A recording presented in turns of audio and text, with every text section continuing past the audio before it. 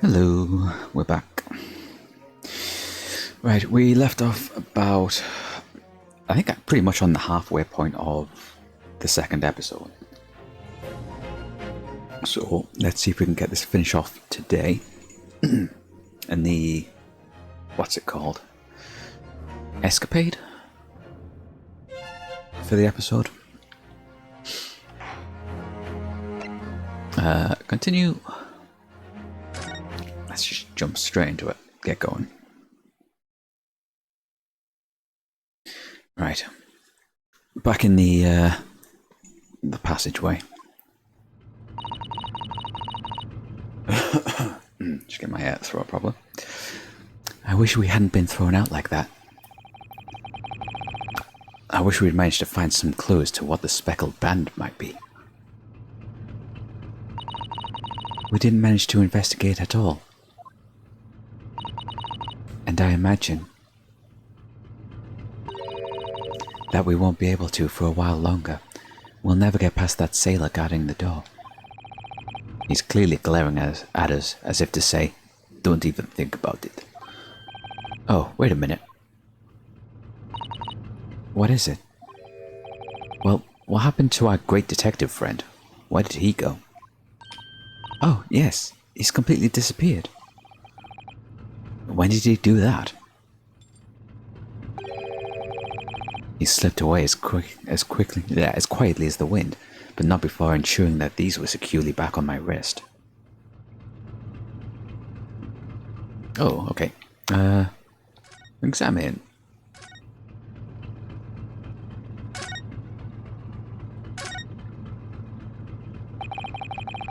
I really wish we'd had a chance to look around in Miss Pavlova's cabin. Hi, Stroganoff. What? Why do you look like that? You want something? Maybe you want me to throw you out again, Oh, no. Definitely not that.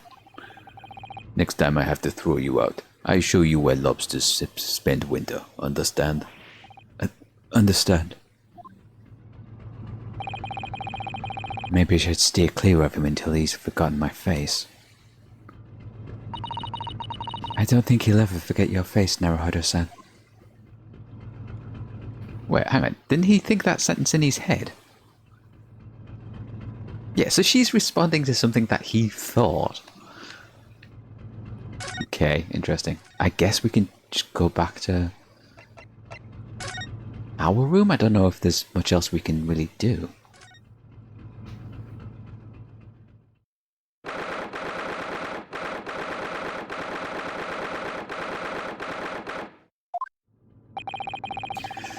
Looks like they're still investigating in here. Yes, on that subject. I wonder if Inspector Hosonaga is unscathed. What do you mean, unscathed? Surely you haven't forgotten, have you, Naruhodo-san? Don't you remember what he said about allowing you out of this cabin to investigate? He was going to talk to the captain about it. He said he'd lay his life on the line for you. Oh, yeah. But I'm sure he was exaggerating. Let's see what he has to say for himself. He might have some new information for us. You never know. Is he even in the room? Oh yes, just to the side. Wait, has he been beaten up? Yeah, he has. Ah, you're back. Inspector, what happened to you? Your face is... Please, don't worry about it.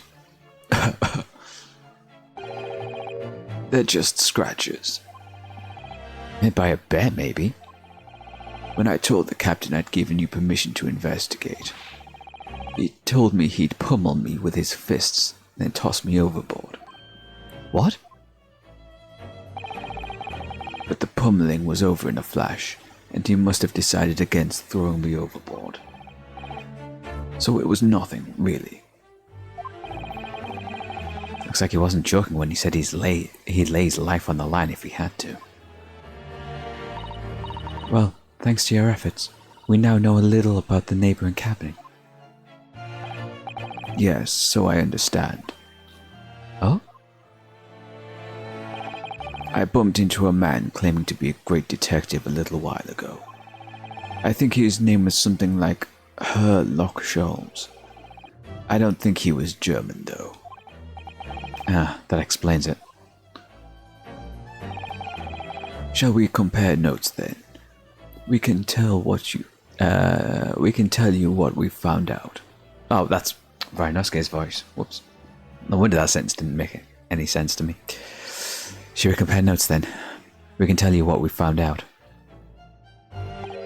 Yes, let's do it. Cabin next door. What? Nikolina Pavlova? She's in the cabin next door? Oh, do you know who she is? Please, what self-respecting ballet fan would know that graceful angel?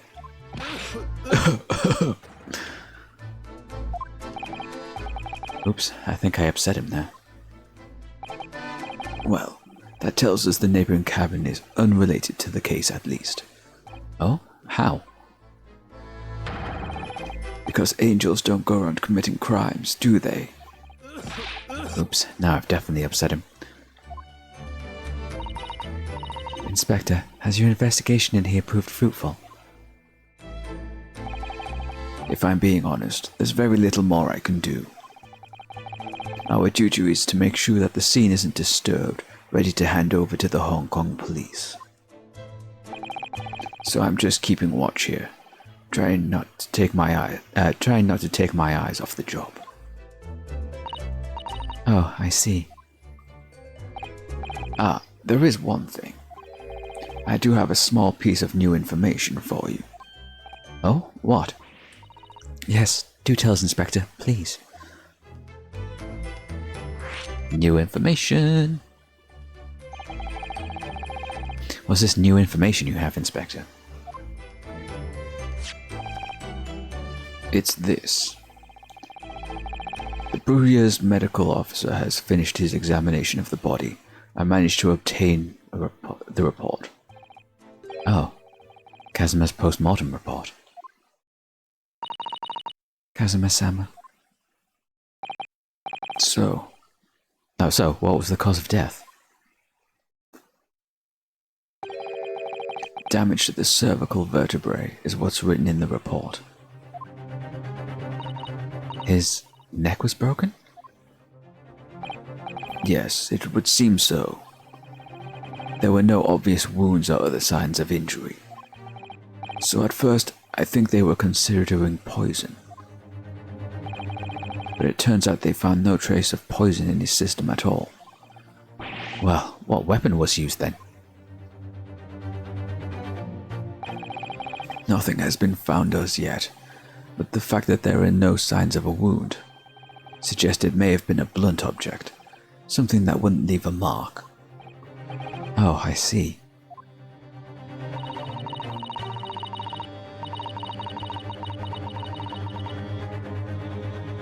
Ways.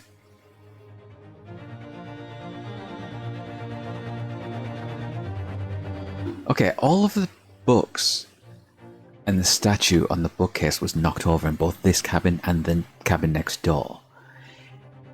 Was there like a big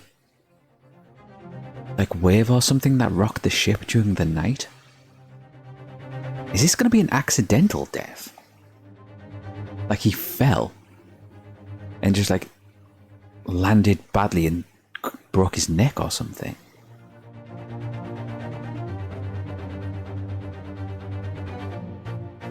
Huh. Yeah, I don't know. For some reason I'm starting to think it's accidental now. Like there's no actual murder, it's just like a weird, horrible accident.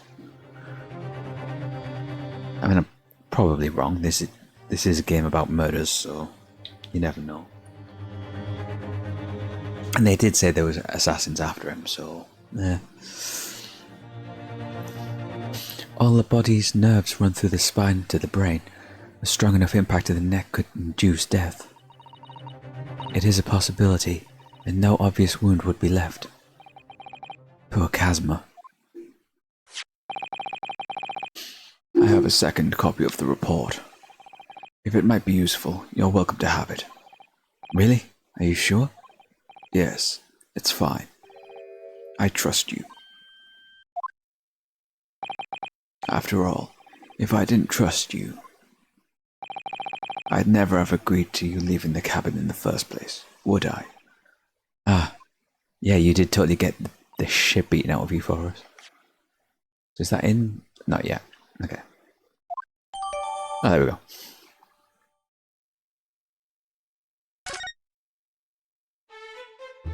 Okay, let's take a look at this. Victim, male, Far Eastern. Sometime between 1 AM and a little past 2 AM. Damage to the cervical vertebrae resulting in instant death. Well, we know that's not true because he wrote. Okay.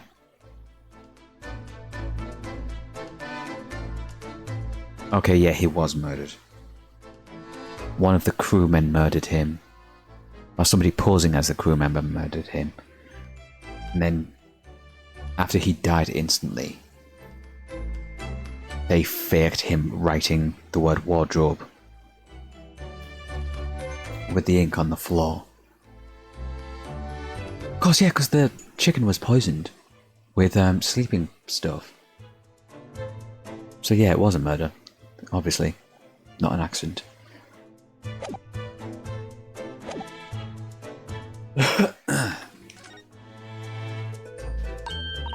Oh, Mr. Sholmes was here, was he? Yes. He seemed to be enjoying himself a little too much as he crabbed about on the floor investigating. But then he suddenly left. I suppose he must have become bored. Did he say anything at all? Actually, now you mention it, yes. Just one thing, but he practically shouted it.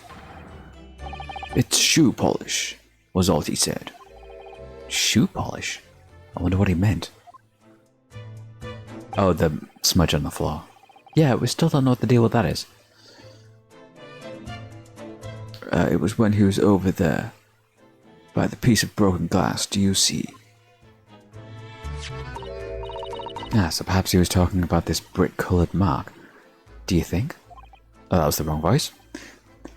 Ah, yes, that must be it.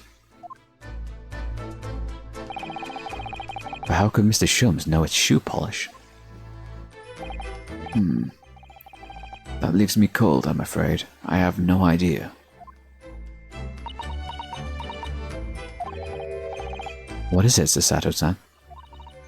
Well, Kazuma-sama was wearing leather shoes with a very dark tan hue. Dark tan? So, dark brownish red then? Yes, a little like the colour of red wine, but darker. I often repaired them for him. Oh, does this mean that this mark was made by the polish on Kazuma's shoes as they scuffed up on the floor? Okay, let's add it to the record.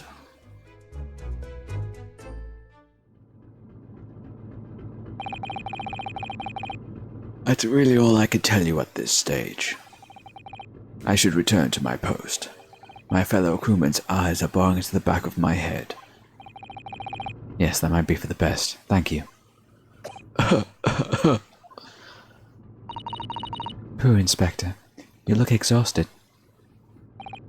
Oh, no, well.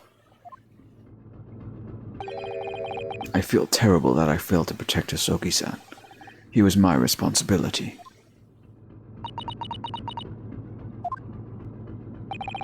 Of course, my pain is nothing compared to yours. You were his friends. The truth is, I seem to have had a heavy head ever since I woke up this morning. Like you were drugged? A heavy head. That's interesting. My head's still throbbing too. Okay.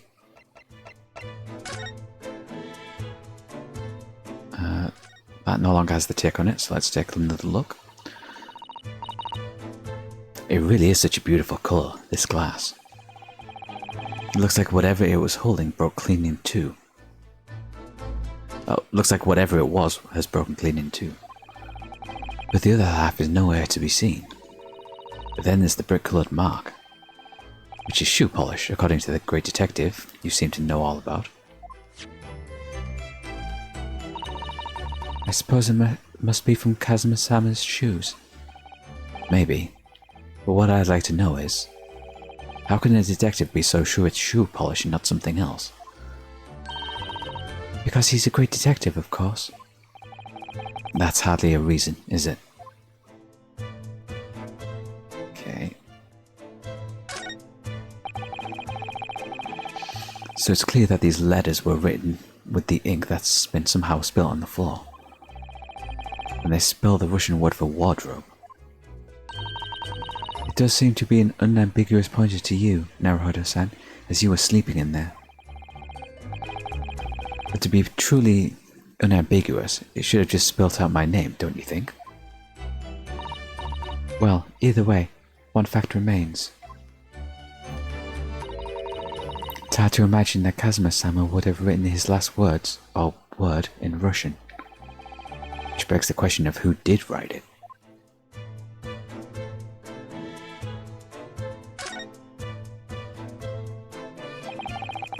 So this ventilator joins to Miss Pavlova's cabin.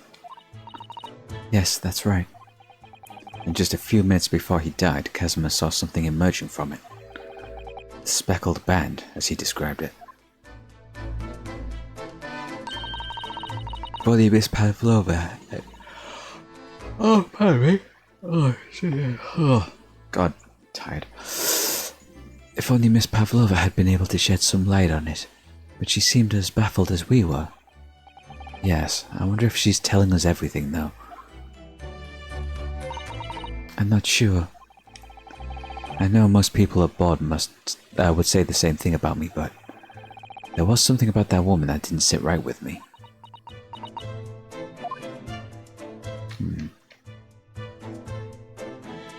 Okay. The desk. This is where Kazuma spent his final moments, writing his diary. I can hear a faint whistling sound. What looks like some sort of speckled band is dangling from the ventilator grill. Looking at his writing here on this page, it's almost impossible to believe that he's gone. Yeah, we still haven't looked into anything to do with the whistling. Kazuma-sama left us a valuable clue in his words, I'm sure of it. We have to solve this mystery, Naruhodo-san. We will.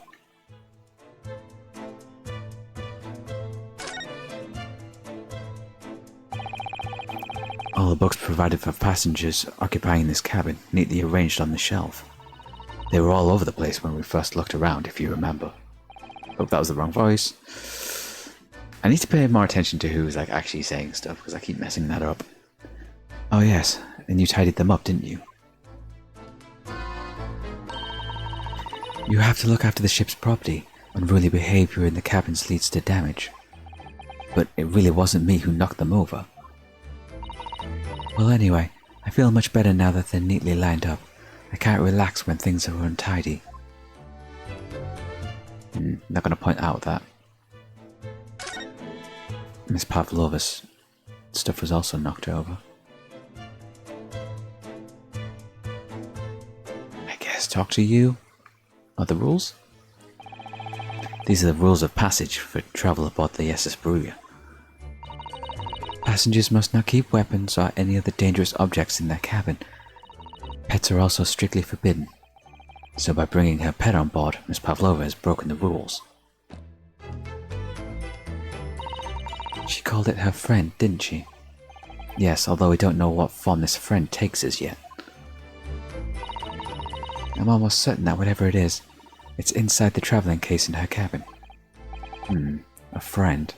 It's more to this than it seems, I think. You. Where did you go? Oh, sorry, I just went to the next door cabin to investigate. Why? Who gave you permission for that?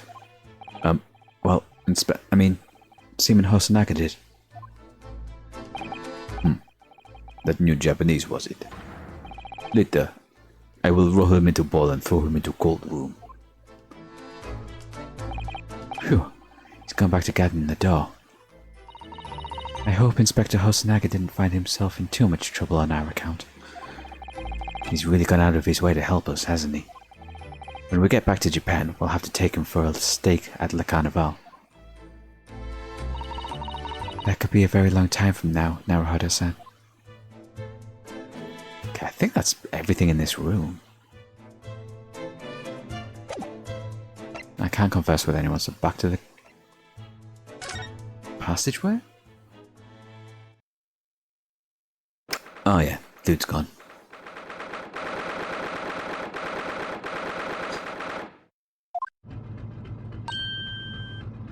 Ah! Look, Naruhodo-san. Seaman Stroganoff has gone.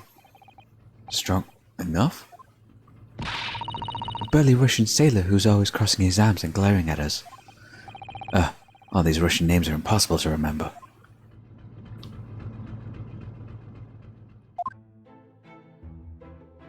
Tra-la-la. Did you hear that? It sounded like someone was singing. Tra-la-la-la-la-la. I did... fucking Sholmes. This caroling. I know that lark-like voice. Well, never mind that now. This is a golden opportunity for us. Yes, you're right. We must seize it.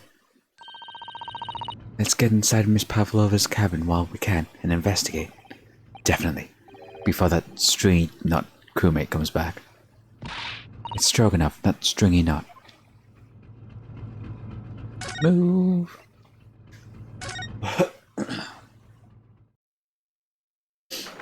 Oh, the case is open. The pet is either broken free or it's been taken away.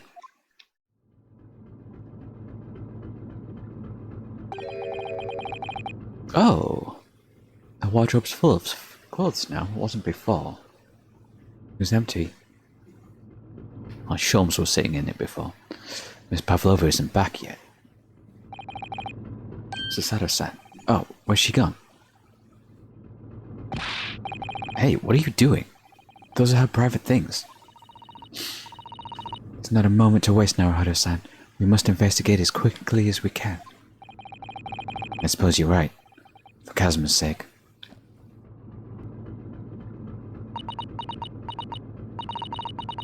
Not just for Kazuma-sama. What do you mean? It can't be long now until we arrive at port in Hong Kong. I don't want you to be in those handcuffs when we get there. Really? We must solve this case, Naruhodo-san. By ourselves if we have to. Yes, we will. Alright. Examine. Right, start with the case. Oh my! Miss Pavlova's case is open. It's completely empty inside, but according to the great detective's great deduction, she was hiding a special friend in there. Yes, a friend that she had to keep it secret. Because you're not allowed to bring animals aboard the SS Bruya. I wonder what kind of animal she had in there. More to the point, where is it now?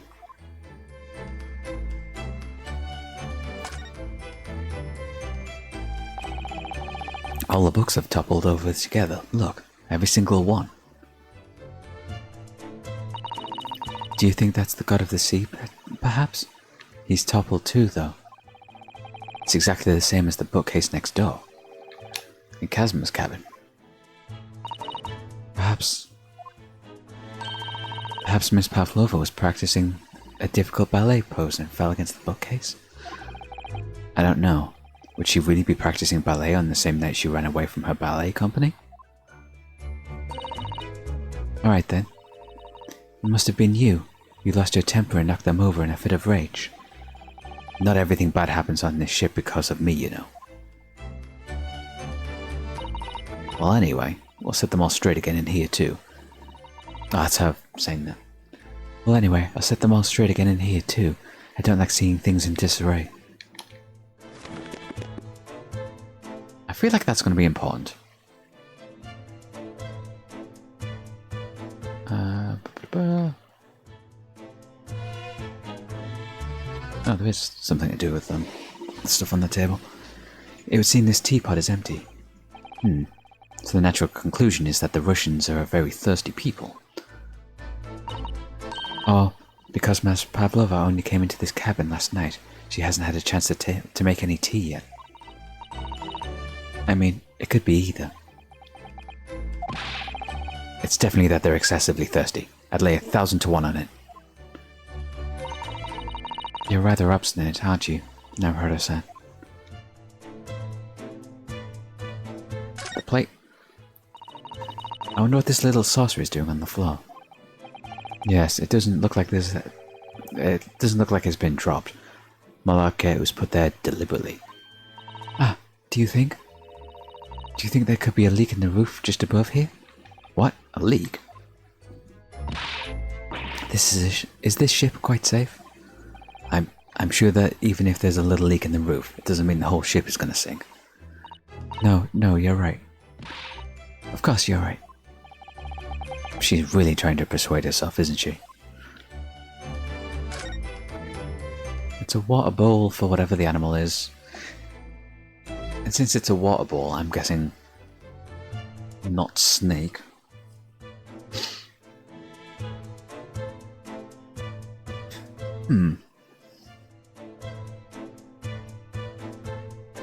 Yeah, I'm guessing it's probably like a cat or a dog or something, or a rabbit. Like a small mammal. I was thinking it might have been the snake, but... no. The bag. Naruto-san, are you there? Sorry. I'm right here, yes. Why? Oh, good. I thought you might have climbed into the wardrobe when I wasn't looking. There's no place like home. Believe me, I don't have some strange compulsion to jump inside of every wardrobe I see, you know. Well, anyway, I'm not sure anyone could fit inside this one. It's full of beautiful outfits. I suppose they're all stage costumes. I was rather hoping we'd find Miss Pavlova's friend hiding in there, but no such luck. Speaking of costume... oh, that was the wardrobe I examined. Oh, it's just... like the hitbox for it's so large, it also includes the bag. With the bags, it's not actually interactable. Okay. The grill. So this ventilator connects to Kazuma's cabin next door. Yes, although a full shipbuilder must be open to... Although what a fool a shipbuilder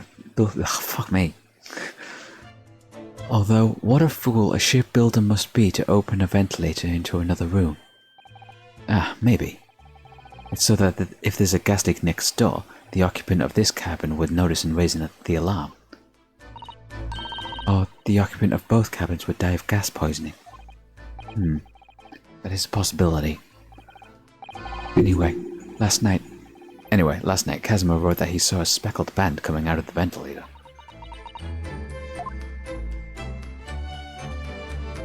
Okay, what? I mean, it's the rules for the ship, but that's not any different. Rules of passage, must not... is this just going to repeat the dialogue from reading it in the other room? Okay, maybe not. I suppose Miss Pavlova realized she needed to keep the contents of her case secret after she read this. Her special friend, I mean. I wonder where her friend disappeared to now. She's probably having fun exploring the ship, I imagine. I just hope Seaman Stroganoff doesn't find it and throw it overboard. Oh, yes, so do I. Desk. Is that a wastebasket in front of the desk? Or is that supposed to be a stool? Looks more like a bin. There are just a few books on the desk. Nothing else by the looks of it. Well, Miss Pavlova only ran away from the ballet last night. She's hardly occupied this cabin for any time at all. That's true. I wonder what kind of book she likes to read. Let's see here. Yes, I see. It would seem that Miss Pavlova enjoys reading books written in Russian. Yeah, of course. Thanks, I probably already knew that. It's rude to ask too much of people, Naruhodo-san. Kindly remember that. What else do we have that we haven't examined? Just the pull chain, I guess. Or the door to the cabin itself. Okay, it looks like the cabin door has the same simple lock. Okay, it looks like the cabin door has the same simple sort of bolted latch that our cabin door has. If the bolt's drawn across, there's no way anybody could enter the cabin from outside. Yes, it's not a particularly heavy-duty bolt, is it? But still, it wouldn't slide across of its own accord, would it? No, the door is made of metal, so there's no chance of trickery using magnets to unbolt it from the outside. And it seals up perfectly too, to stop any seawater coming in. So you couldn't use the method you told me of passing a thread through a crack around the closed door either. I seem to know a lot of tricks for opening doors. I'm starting to see why they suspect me. Oh god, I think that's the only thing I've not examined yet. There's one of these next to the bed in Kazuma's cabin too. Yes, it's a bell cord. I can't resist. Oh god, who's that gonna summon? Anyone or no one? She barely hesitated there, and she gave it a good tug too.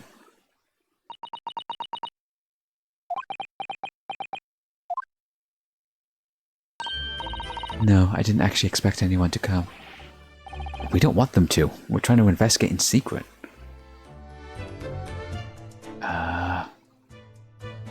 Was there anything else in here?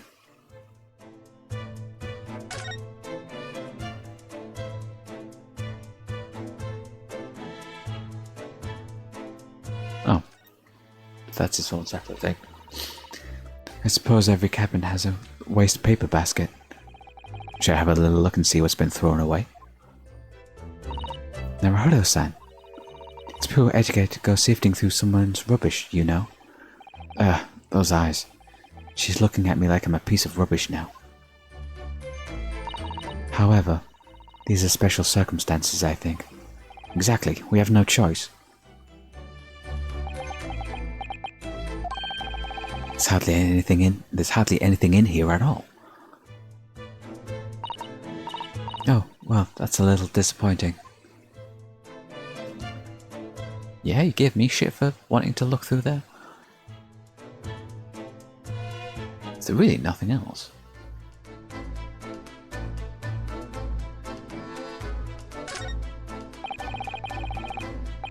I've investigated thoroughly, but I can't find anything out of place.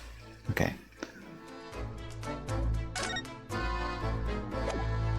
Yeah. There's kind of nothing else in here, is there?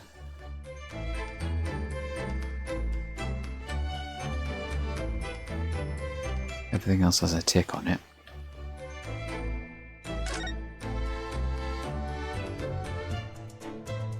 I guess that's it. I guess we might trigger something if we try to leave.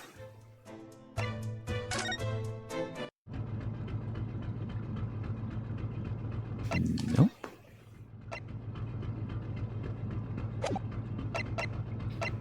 Let's examine in here.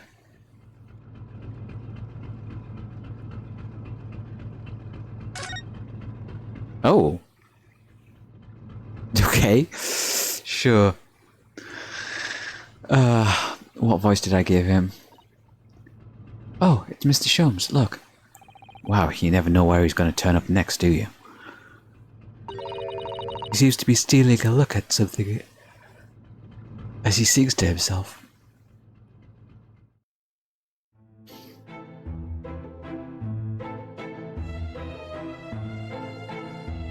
Yeah, I'm not going to sing that. He's still singing. Do you think he hasn't noticed us? Or he's simply in extremely high spirits? Yes, there were times, I'm sure you knew, when the had bit of more than it could chew. And through it all, when there was doubt, it's lucky her luck was about. Excuse me. I solved it all, and I stood tall. I did it the great detective way. Mr. Sholmes! Ugh! What was it? You want to fight, Honestly, interrupting a fellow while he's singing. That was about to reach the climactic finish. Sorry, I thought you were never going to stop, so I figured now was a good time. Now is as good a time as any. I nearly dropped you to the floor with one of my famous right hooks. Alright, I get the picture. Now could you put those fists away?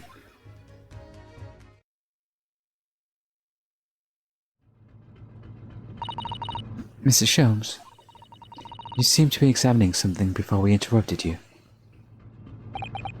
Ah, yes, that. I was immersed in the study of the ship's log, as penned by a stockily built crewman who's usually on guard here. Oh, yes, the ship's log. Did you find anything useful from it? Well, after 2 AM this morning, the majority of the entries are blank. That means that there was nothing to report. Nothing of note happened, so... Ha ha ha ha. You truly are a student from the land of the rising sun. You've been utterly blinded by it. Ha ha. Sorry? Your logic, my boy, is inverted. What do you mean, Mr. Sholmes? Observe the other pages, and it all shall become clear. It would seem that the crewman often stands sentry in the first-class passageway, and he has an almost religious practice of recording nothing to report every half hour. Oh, he writes that in every 30 minutes? Nothing to report? Precisely. Putting it simply, the seaman writes nothing to report when there's just that. And yet, the ship's log from last night is largely blank. He didn't even write nothing to report. Do you mean? Yes. There were circumstances afoot last night, which led to the seaman being absent from his post. What kind of circumstances? What happened? That remains a mystery for now, but we can be sure something significant took place. So significant that it caused the seaman to forget his regular habit of scribing nothing to report in the log. These are important details. I would stake my life on it. You must log the ship's log in your mental file. Okay. It's weird how he knows we do that.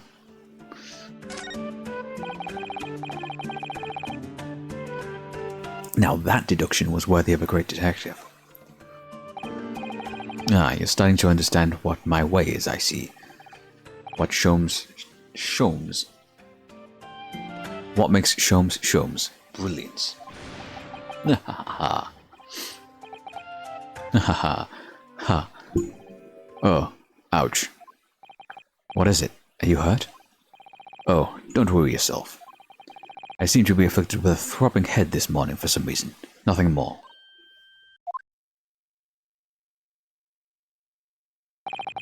Well, my friends, until our next encounter.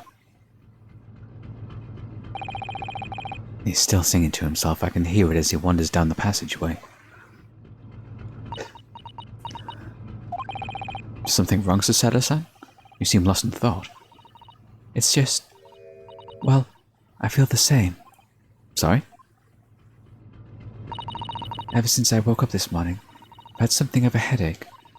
A sort of continuous throbbing. Oh, you too? Okay.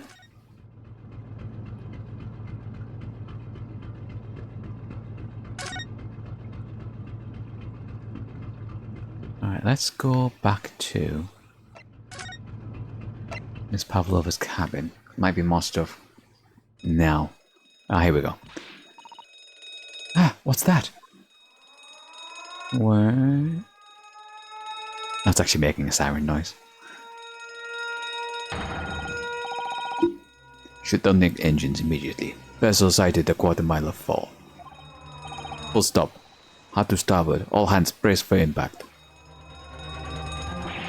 What the? I think we're about to crash into another ship. What? I can't stand. Sasato-san, hold on to me. Ah! And this is going to shake up everything in all of the rooms. It's going to reveal something. Sasato-san, are you alright? Are you injured at all? I think I'm fine. Thank you, Naruhodo-san. Yeah, all the rooms are fucked up now. Looks like we've avoided a collision. I think. Yes, the ship has come to a stop. Oh my goodness, what about you, Naruhodo-san? Are you hurt? No, I'm fine.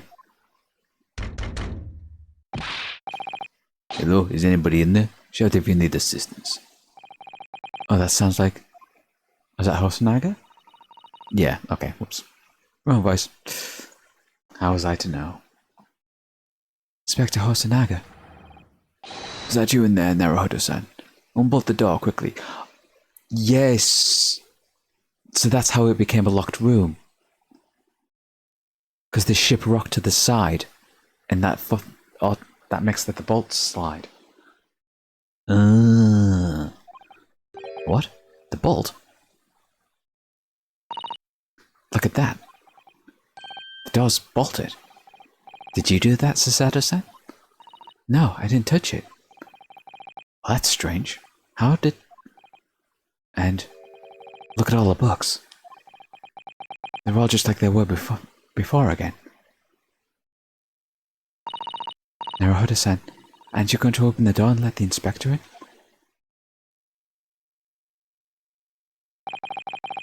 I better tie this place up first. Our violent emergency stop had solved one mystery at least, in a very vivid way. But I knew that what awaited us at the other side of the cabin door would not be pleasant. I hurried around tidying up the cabin with a new sense of foreboding in my heart. Ooh, to be continued.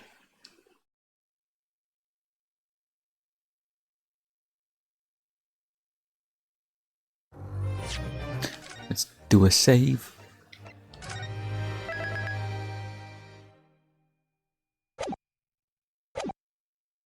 And you know what? I might actually take a quick break.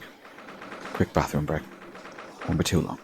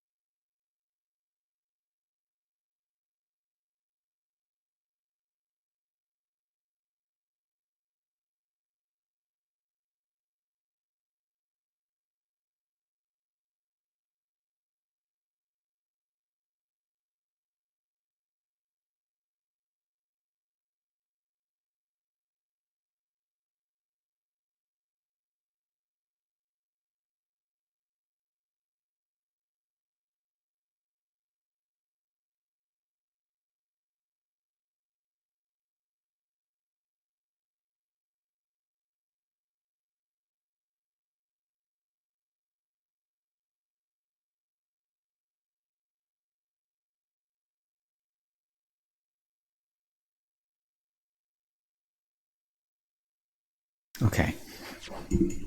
I had a thought. I was thinking about how this all fits together. My guess is assassin poisoned the chicken with knockout stuff to make it easier to kill Kazuma, but didn't realize that Kazuma didn't eat the chicken and that Naruhodo had eaten it instead. At some point during the night, I think the ship stopped in order to pick up Miss Pavlova. But everyone was unconscious at the time, so they didn't notice it.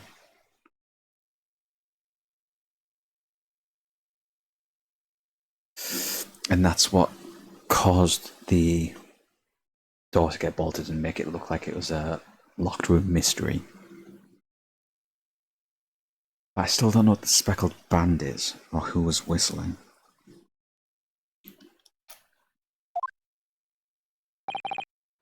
Somehow, the door to the cabin we were in ended up bolted after we made an emergency stop. Susato-san took a deep breath, then gently slid back the bolt.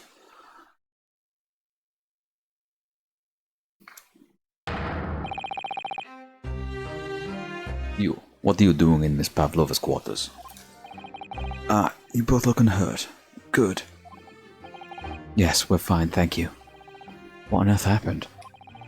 We heard something like we were about to collide with another ship? Yes, it appears to have been a false report, though. Oh, how did that happen? There's a dense fog outside, so it's extremely difficult to see.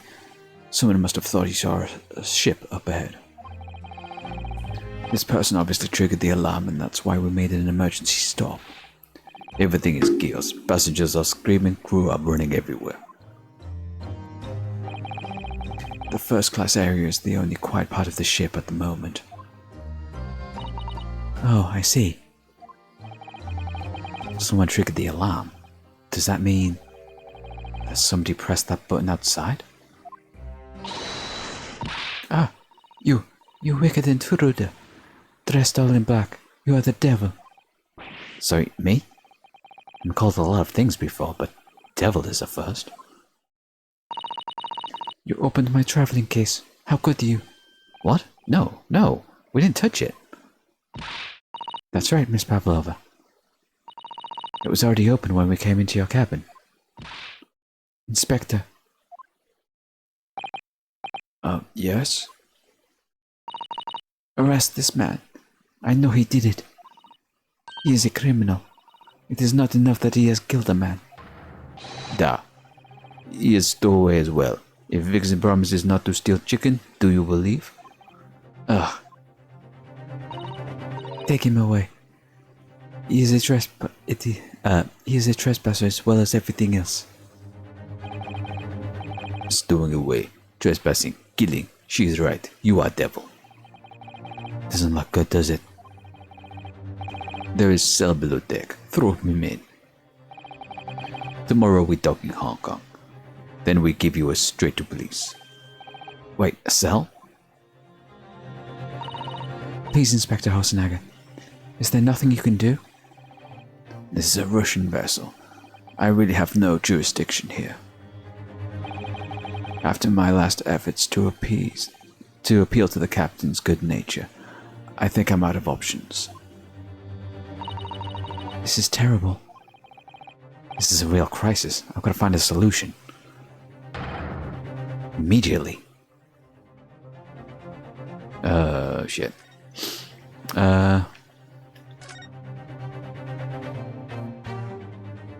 Fuck's sake, what the hell? What the actual fuck? This fucking dude.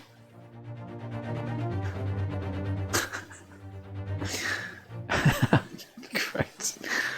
Oh, fucking stupid. Alright. What the? What are you doing up there? Mr. Sholmes? With the tiara on. Naturally, I was analyzing the weight of 20,000 rubles worth. I was analyzing what a weight of 20,000 rubles feels like on one's head. Have I not told you that, as a detective, it's my business to know what other people do not? This isn't mere tomfoolery, my boy. No, no. Oh, well, why were you hanging from the hook before then? Isn't that obvious? To properly assess the weight of the 20,000 rubles, naturally. I wish to determine if it would bend that conceited-looking hook on the wall, so full of brag and bounce. I never know whether to take this man seriously or not. Ah, you again, the great detective. Ah, Inspector, I confess I've been looking for you. I have something to report to you most urgently. Well, you might try looking for me somewhere other than a hook on the wall next time. What is to report? Speak. An urgent report from the great detective can mean but one thing. Yes. The case of the curious murder that took place last night here on this vessel, the steamship Bruya, has been solved by me, naturally. Huh? What? Really? Yes, I have eliminated all of the possibilities. No other explanation exists. So, allow me to illuminate all your minds. For I am about to reveal my great detective's greatly admired great deduction to the case. Alright, deduction time. Ha, you have solved it. Even the hedgehog understands this case. We all knew who was responsible for killing student boy this morning, when we found the criminal in wardrobe. It is this stowaway, and he has handcuffs to prove it. I didn't do it. The trouble is, there doesn't appear to be anyone else who could have killed the victim. Because, as everyone knows, the cabin door was bolted shut from the inside. Actually? That means the culprit must be someone who was inside the cabin. Yes, it's what's called a locked room mystery in detective novels. Da, locked room. That is point. The room was locked. Well, I can't deny that. There's no way the ball could have drawn across from the outside of the cabin. You're all mistaken. The cabin next door is not a so-called locked room at all. Huh? What? Sasato, you know! We literally just saw it happen in... Oh yes, there is another entrance. An entrance used last night by the culprit in order to gain access to the cabin despite the bolted door. What other entrance? I've never discovered one. Why, it gapes open mouth at you even as we speak. The ventilator, my man. The ventilator? Gahahaha. You think this is funny? I cannot even put my arm through that hole. That's because your arms are as thick as tree trunks. You're suggesting that the culprit entered and left the victim's cabin through that tiny opening. It's not possible. Ah, but it is. Last night, the victim even witnessed the intruder in the act of passing through the ventilator.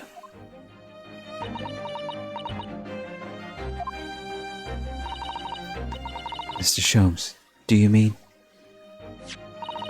Are you referring to the words Kazuma-sama wrote in his diary? I can hear the faint whistling sound. What looks like some sort of speckled band is dangling from the ventilator grill. Precisely, my dear madam. But what does it mean? What is this speckled band? The answer to that particular conundrum is in this very cabin. Now I'm going to box it.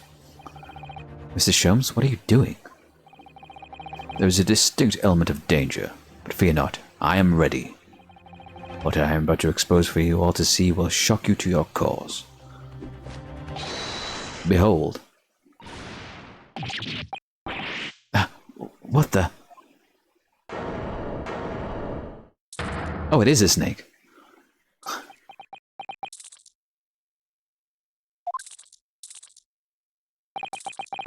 Allow me to introduce you all to the band. The Speckled Band. A snake? Indubitably.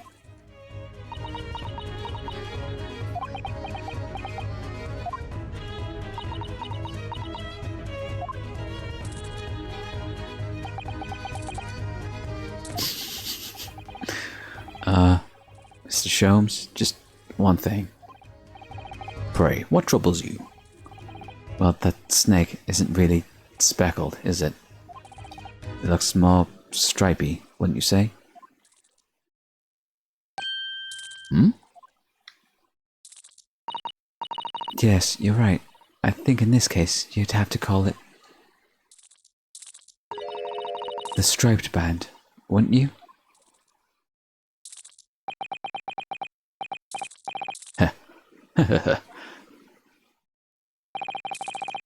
You both see and observe, with distinction, however. Do you not think that this is precisely the trap into which the culprit wishes you to fall? My goodness, really? It's a trap? How exactly? I think perhaps it's time I explained the intricacies of my train of thought. Are you ready, Miss Pavlova? I'm sorry for the young man who died, but that is all. His death is nothing to do with me. This whole thing has nothing to do with me. There are two conclusions I have drawn from the facts. Number one. Last night, your friend infiltrated the victim's cabin. Ah. And number two. That the same friend was responsible for the victim losing his life. No. She's turned as white as a bowl of rice again. Sholmes must be right. He's hit the nail on the head. This young woman's friend killed Mr. Asogi? Oh, he can't talk. Looks like he can't speak with that snake curled around his head. I would advise as little movement as possible, Seaman. You wouldn't want the fangs of our long friend in your neck. So everyone, let us begin. Herlock Sholmes is proud to present his logic and reasoning spectacular. Alright. How's he gonna fuck this one up? Shooter's identity. Miss Pavlova, moments ago you claimed the following. His death has nothing to do with me. This whole thing has nothing to do with me. Yet you cannot deceive yourself. Yes, when you recall those horrid events, your aching heart smarts pain.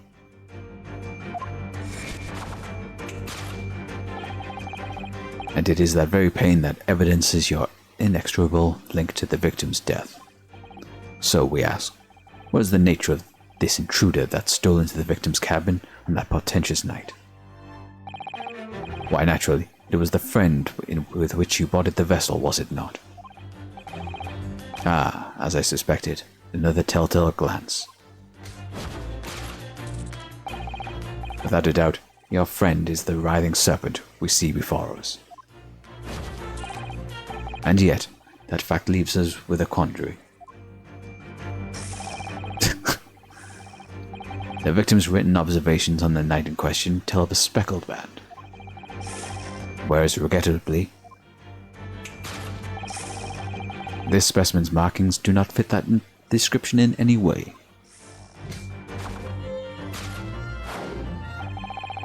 What explanation can we then give, pray? What is this sight that fell upon the victim's eyes last night? What's she hiding? No, don't look at me. This has nothing to do with any of this.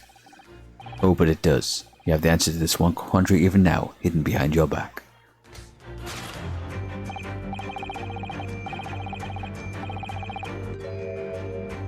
Oh, it's the skin. Oh, it's like it was in the process of shedding a layer of skin. Yes, that which you are trying but failing to conceal can only be the snake's slouched skin. Of course, it's full text, so whatever he's saying is actually wrong, so it's not. I'm guessing? Evidently the subtle and horrible crime, this most deadly friend of yours shed its original skin. No? I don't know what you're talking about. Last night, through the ventilator visible in this cabin, your then speckled friend slithered next door, and then broke Kazuma's neck? Using the bell cord on the other side of it as a bridge, the serpent silently descended into the victim's quarters. In the dim light, it appeared that the young gentleman was about to lose his life. It appeared to the young man. Fuck me. My brain is just shutting down. In the dim light, it appeared to the young gentleman who was about to lose his life as a speckled band.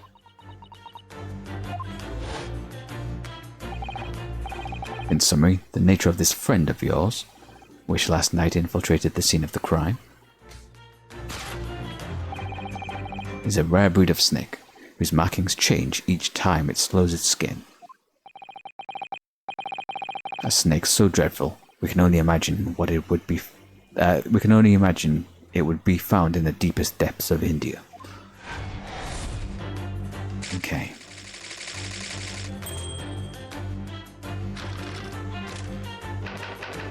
And then, yeah, what? He thinks it broke his neck. Moving on, we come to the heart of the matter, the grim demise of the victim. How did this young man lose his life, and why? According to the data of which I have been appraised, it would appear that there were no visible signs of injury.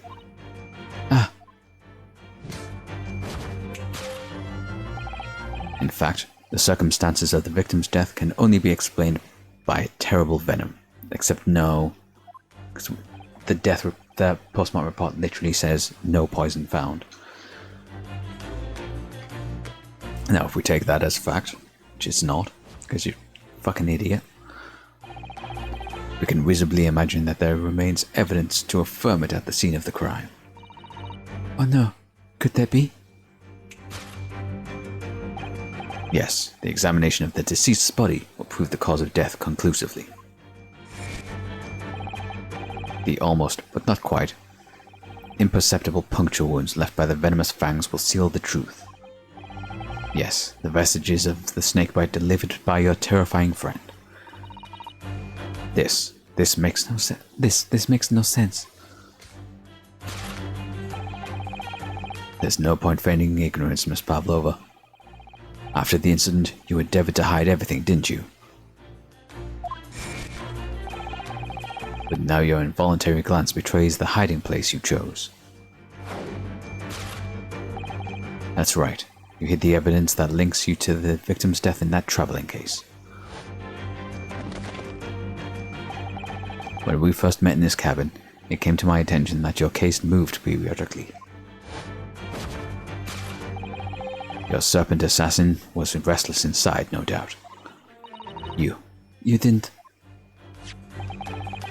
It is telling that the victim made note of the low whistling noise. That sound that he heard minutes before his end. That was your signal, was it not? The sound you had used to train your serpent friend.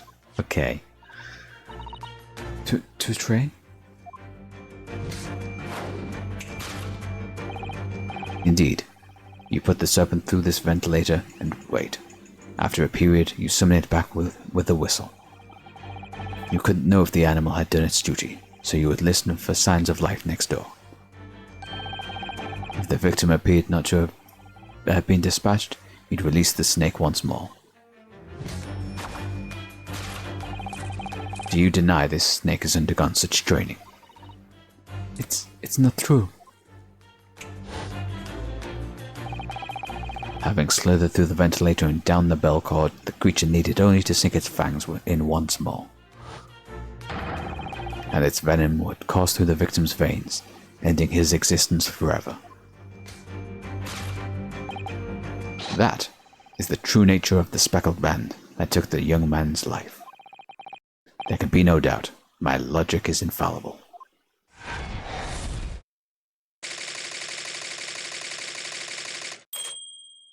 Except that he's super fucking wrong. This concludes Sholmes' great deduction of the Speckled band.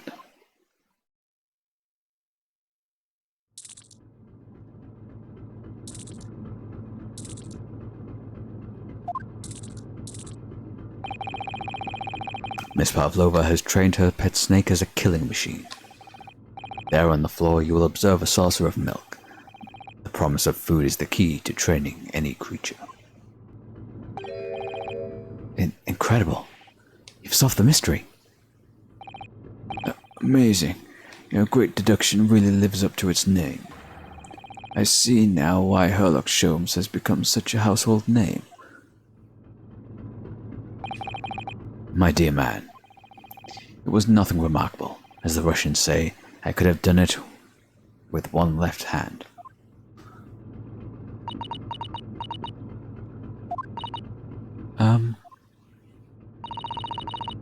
Could I venture an opinion, Mr. Sholmes?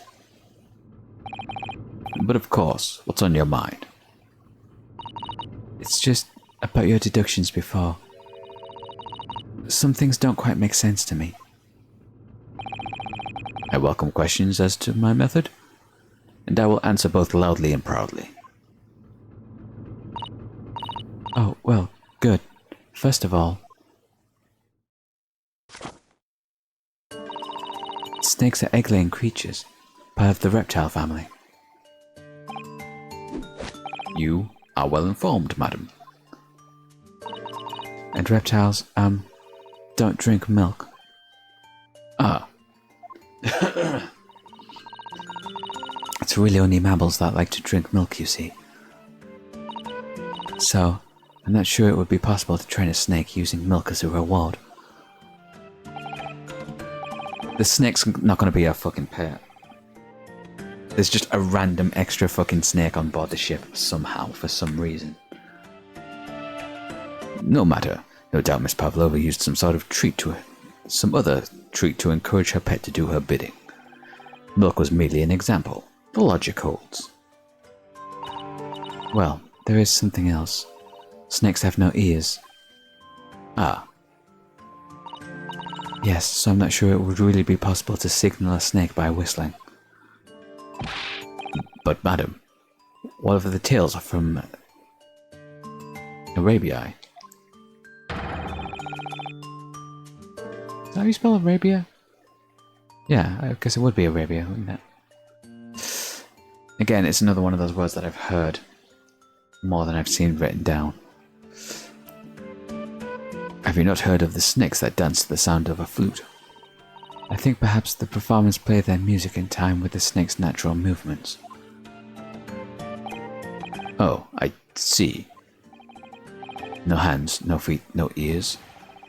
These creatures are so inept to be practically useless. Don't take it out on the snakes, Mr. Sholmes. There is one other thing. You have more? Snakes use the scales on their bellies to propel themselves. So, I'm not really sure that the snake could manage to climb up a flat bell cord like the ones in these cabins. Then it should try harder. Please, don't be angry with me, Mr. Sholmes. The point is, even if the snake had gone through the ventilator to the next door cabin, it couldn't have come back without help. What I'm trying to say, that you're a fucking idiot, is that there is a number of reasons why it's difficult to imagine the snake could have been part of this.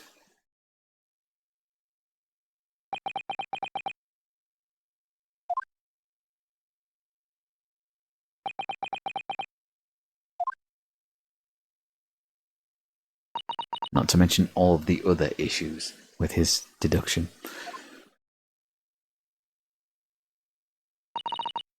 I think We need to step in and help again, Mr. Naruhodo. Oh no, you don't mean...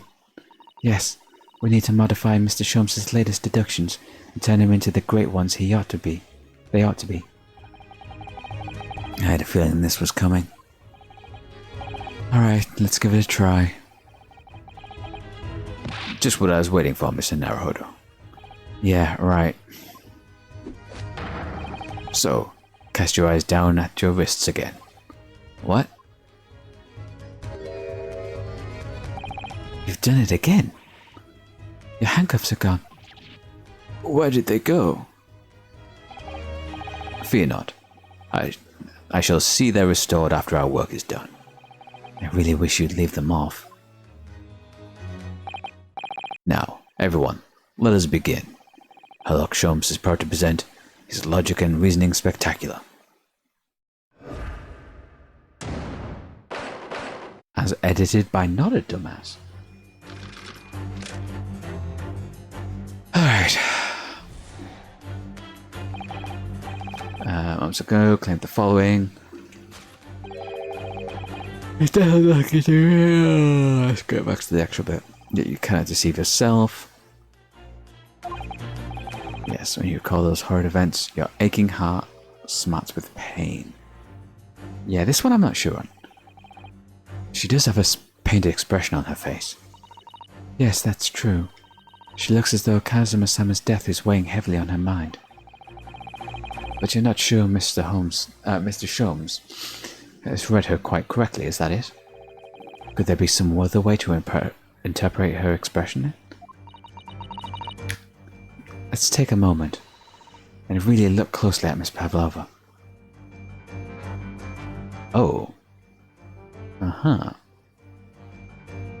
Is there anything else in the room to take a look at from this perspective? He's in the background with the snake on his face.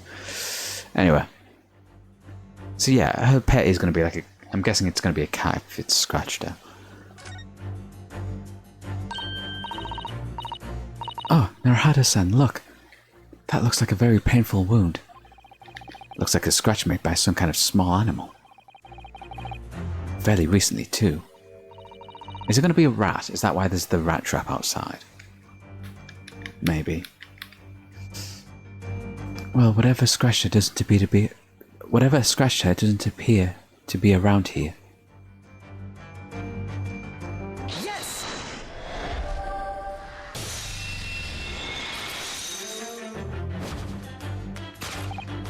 Yes, when you recall those horrid events, that claw scratch smarts with pain.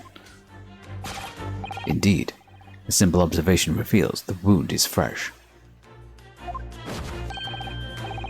Miss Pavlova, did you in fact receive that scratch sometime last night? Ah.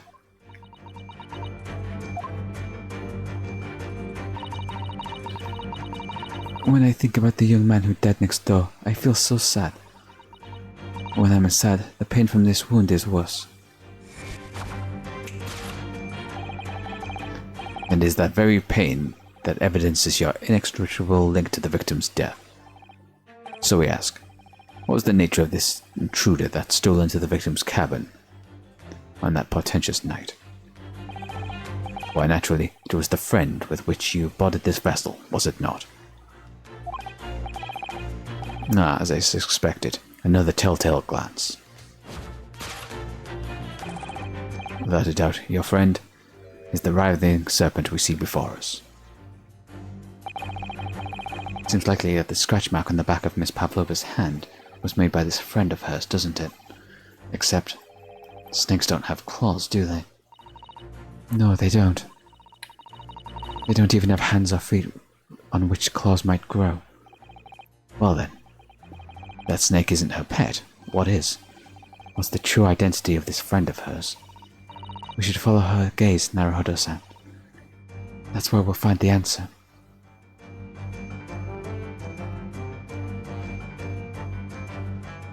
Oh. It's a cat. A little kitty cat. Oh, that's cute. Ah, look at the photograph in this frame. This must be something Miss Pavlova brought with her when she ran away. She's exceptionally beautiful, isn't she? Yes, that's true, but personally, it's the little black creature she's holding that caught my eye.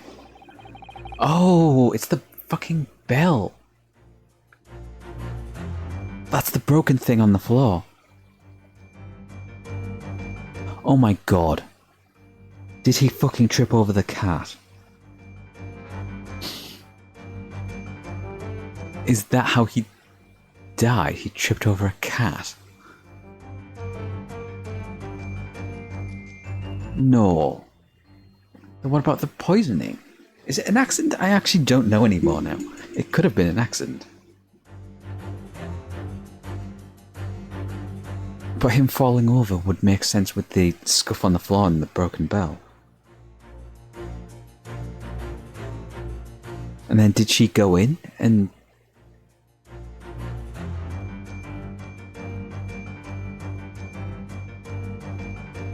Like, did she hear the noise of him, like, falling over? Because she wouldn't have eaten the chicken that gave everyone massive headaches. Because she'd have arrived after everyone ate.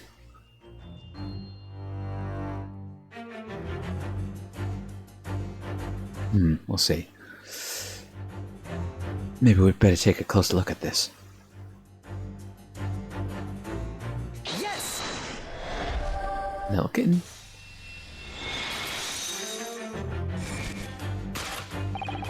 Without a doubt, your friend is the little kitten we see before us.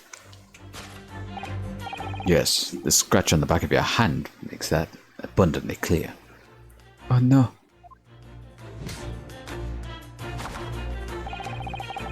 The whereabouts of this black kitten isn't clear, but what is clear is that you brought the animal with you when you ran away, didn't you? Ah! Daka is my best friend. I couldn't leave her behind. Daka would appear to be a Russian blue. And yet, the fact leaves us with a quandary. The victim's written observations on the night in question tell of a speckled band, whereas regrettably,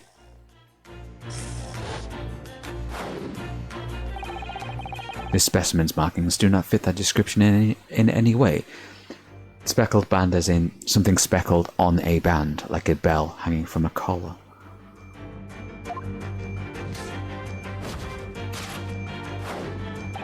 A very unusually coloured bell hanging from a collar. What explanation can we then give, pray, that this, what was this sight that fell upon the victim's eyes last night? No, don't look at me. This has nothing to do with any of this. Oh, but it does. You have the answer to the quandary right now, hidden behind your back.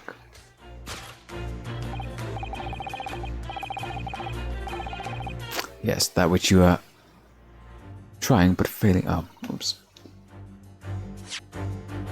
Yes, that which you are trying but failing to conceal can only be the snake's sloughed skin. Do you see that? She just took something out of her pocket and hid it behind her back. If she just left it in her pocket, no one would have known.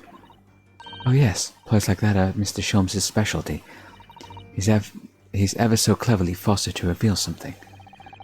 I thought deduction was his specialty, but maybe making me believe that was his ploy too. Anyway, I find it hard to believe that oh my god. My tongue is falling to pieces.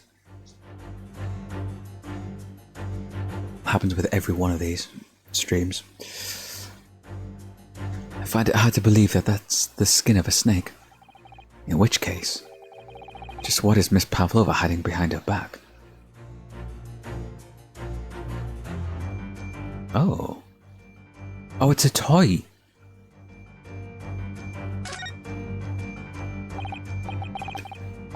Well, it is speckled and it is a band, but what is it? It's a cat toy. Seems to be soft and fluffy. Long piece of cloth of some sort. And it looks like a handle at one end. I think it may be a cat's toy. this sort of thing is common in the West, apparently. How is that a toy for cats?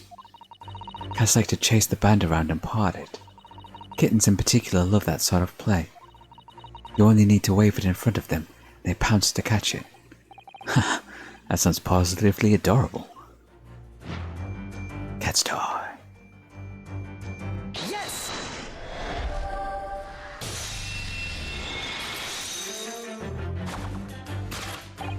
Yes, the thing you're trying, but failing to conceal, is, a cat's toy. Precisely. And the true nature of it now... the true nature of the now infamous Speckled band. Ah. And it was only this... and it was this toy that you dangled through the ventilator. You waved it around, I presume. Naturally, the victim could not fail to notice it. But why? For what reason?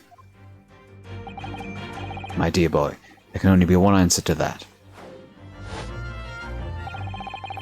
After her feline friend disappeared through the ventilator into the neighboring cabin, Miss Pavlova attempted to use the speckled cat's toy to incite the creature to return. Ah. In summary, the nature of this friend of Miss Pavlova's, which last night infiltrated the scene of the crime, is a blithesome Russian blue breed of cat by the name of Darker. Yeah.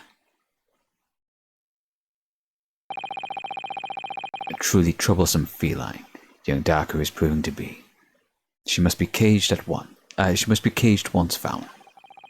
You will forgive us for borrowing a photograph of your pet, Miss Pavlova. And added.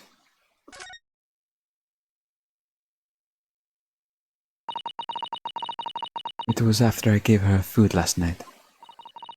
That's when it happened. She scratched the back of my hand and then ran up the bell cord. But before I could do anything, she had disappeared through the ventilator. Darker, she is so naughty. So the whistling was you trying to whistle her back to the vent.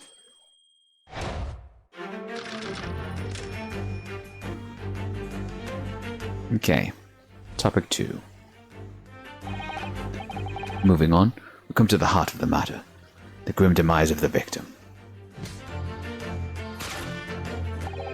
How did this young man lose his life, and why? According to the data of which I have been apprised, it would appear there are no visible signs of injury. Ah. In fact, the circumstances of the victim's death can only be explained by a terrible venom. What Mr. Sholmes says is true. There were no signs of a wound anywhere on Kazuma's body. That's right. But Sholmes seems to be unaware of one very important detail. Kazuma wasn't poisoned. Yes, it would seem so. Let's give him the information he's missing now. Yes!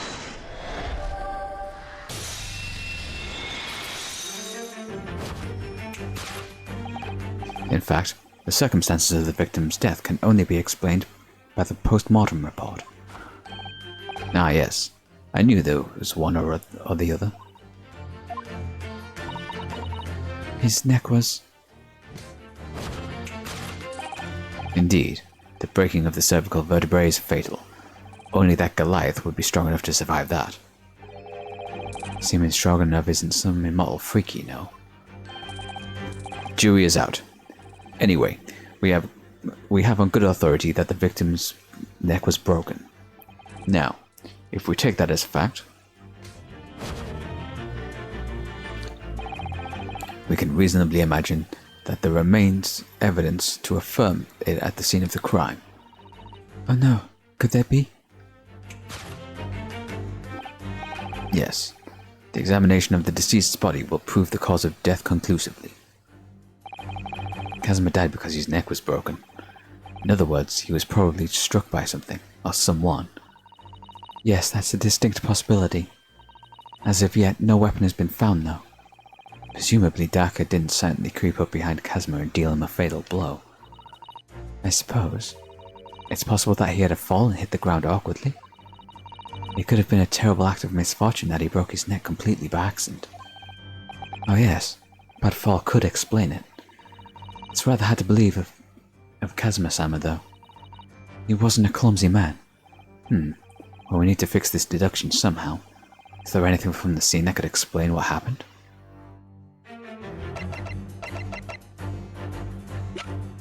Yeah, it's gotta be that, hasn't it? Yes!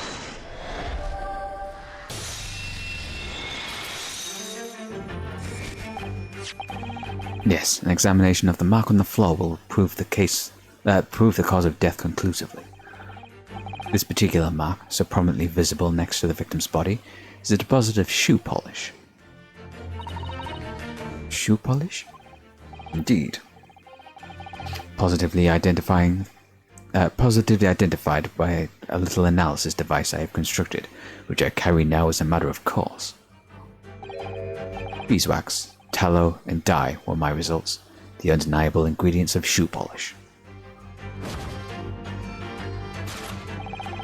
And the colour of the polish is a perfect match to the colour of Mr. Asogi's laced leather boots. Why is she flinching all the time? She's not anything to do with, like... She didn't do anything to cause it, and not deliberately.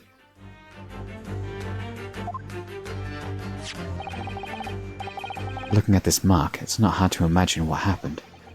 For some reason, Mr. Asogi must have caught his foot at that point on the floor and tripped. Please, no. And, by a dreadful turn of misfortune, caught his neck against some immovable object as he fell to the floor. Suffering a fatal blow to the spine, the victim's vertebrae shattered, and in that instant, he lost his life. No!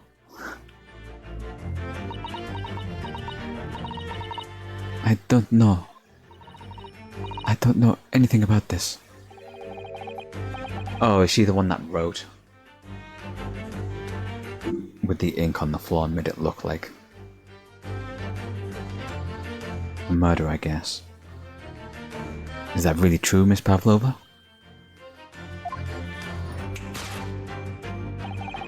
What about the evidence left at the scene where Mr. Asogi lost his life? Yes, the facts are as clear as day to me. You did all you could to conceal the incriminating evidence. But now your involuntary glance betrays the hiding place you chose. That's right, you hid the evidence that links you to the victim's death in that traveling case. I don't believe it. Kazuma-sama merely tripped over and now he's no more? It can't be true. I refuse to accept it. I know it's hard to believe, but the mark on the floor does seem to suggest that's what happened. But... And if this part of Mr. Sholmes' deduction is right, Miss Pavlova is trying to hide some evidence that would prove it. Here in this cabin, somewhere in the direction that she just cast her eyes. Where, I wonder? Let's have a good look around. The answer must be somewhere. Is it going to be in the bin?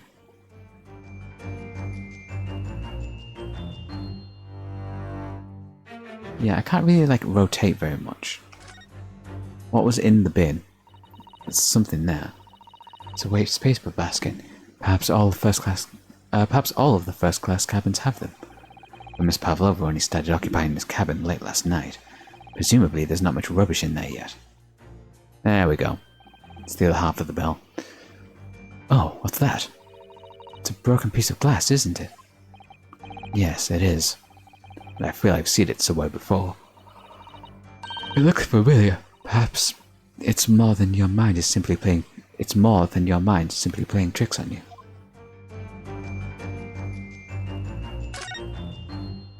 Can we not look at the thing?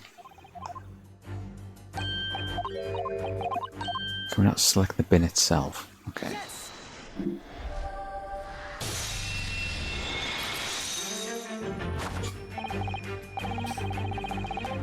That's right. You hid the evidence that links you to the victim's death in that waste paper basket. Ah. Here we have a fragment of some intricate glass object, it would seem. One that has a familiar air, in fact. Precisely, we found another piece of the broken glass on the floor in Mr. Asogi's cabin. As you can see, the two pieces fit together perfectly. Oh no. So, Miss Pavlova, shall we consider what this tells us? Why would it be that part of this glass object, which was evidently broken in the scene of the victim's death, should be found in the waste paper basket in your cabin? Yeah. You're well acquainted with this glass bell, are you not? I don't know. And that hushed Russian accent of yours won't save you this time, dear girl. Why? Because we have the conclusive evidence linking you to the bell in question. What? Take it away, Mr. Naruhodo.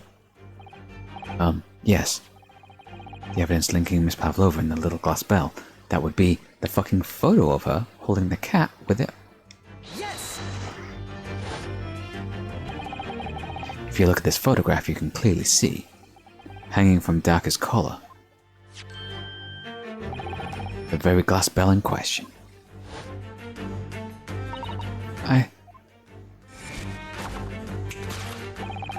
The truth has caught up with you, Miss Pavlova. Oh, dear me. The young man who lost his life last night did so after a truly inauspicious fall. And the cause of that fateful stumble?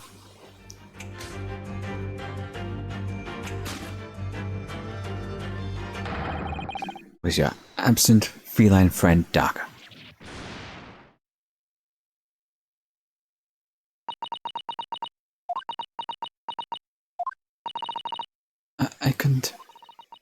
I couldn't tell anyone. I'm sorry. Death by tripping over a cat. Damn, what a way to go. At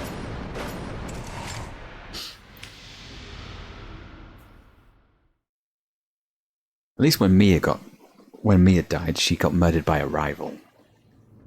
Like a dangerous rival. But poor Kazuma fucking tripped over a cat. Why don't you tell us now, Miss Pavlova? Tell us exactly what happened last night.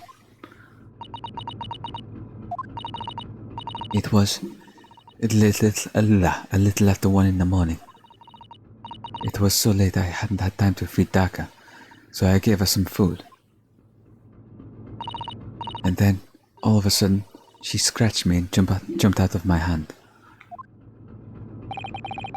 People do say that cats become very anxious and nervous in new environments.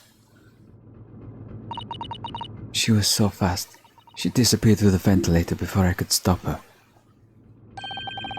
And that is how you acquired the rather nasty wound on the back of your hand, I take it. Yes. I read the rules on the wall. I knew that I was not allowed to have Daka with me. Yes, modern science suggests that animals carry infectious diseases. It's a precaution, really. So I listened and listened, trying to hear if there was some noise in the next cabin.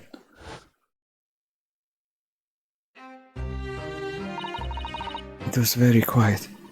I was sure if someone was there, he must be sleeping. So at that point, you thought it was safe to try and lure the kitten back. By dangling the end of the toy through the ventilator and adjusting in the adjoining cabin. Daka always loves this toy, but it didn't work. Nothing worked. I tried using her favorite toy. I tried whistling to her softly, but nothing. She didn't return. So the faint whistling noise Kazuma wrote about in his diary was Miss Pavlova trying to retrieve her pet. Cats have a propensity to remain hidden in the shadows when frightened. Yes, so there was nothing else I could do. I just had to wait until she had calmed down. But then...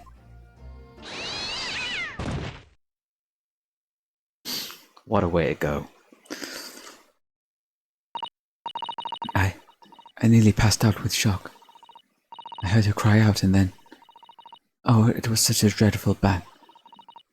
Then afterwards, nothing. It was totally silent. Kazuma was...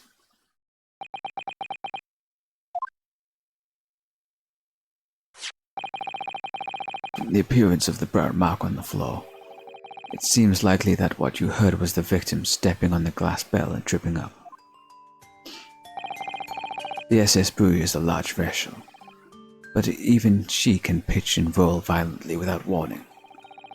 If Mr. Asogi was already off balance as a result of the ship lurching when the kitten got under his feet, the combination of unfortunate factors could easily have caused him to fall over.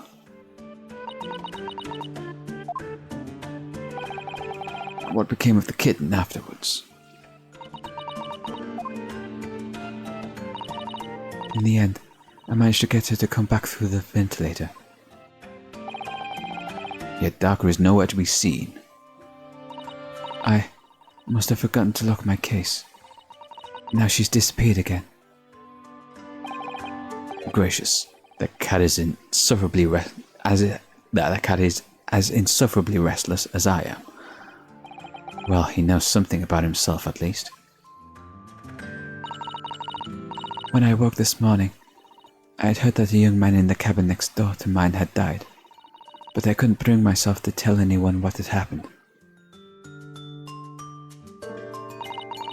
I was too scared. Scared that they would send me back. Oh, hold on a minute. What about the snake? You're right. Where is it? If the snake isn't your friend, Miss Pavlova, then whose is it and where did it come from? Okay, it's his. What on earth is such a dangerous creature doing on board this ship? He has the fucking marks across his face. It's called by the snake. It's his pet. God damn it, why did I just put that together? Oh, I didn't say. Snake is my friend. His name is Piroskro? What? What? That snake belongs to you. You escaped from cage when emergency alarm sounded. I was looking for him. I did not expect to find him in here. Yes, how did that snake get into this cabin? But animals are not permitted on board. Yeah, we are at sea for 1 year. You want to be so long without a close friend, without someone who understands? Can't you find someone a little more human who understands you better? But my dear burly fellow, a gargantuan venomous snake? Surely you can appreciate the danger you're putting everyone in. No venom.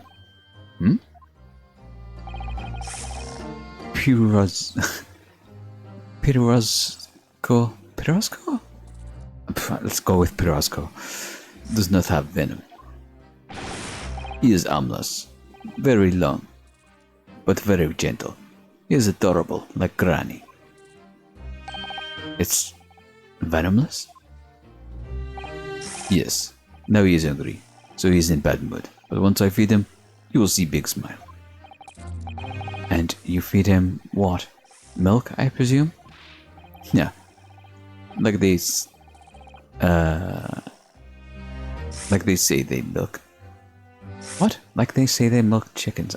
Is that a Russian phrase, maybe?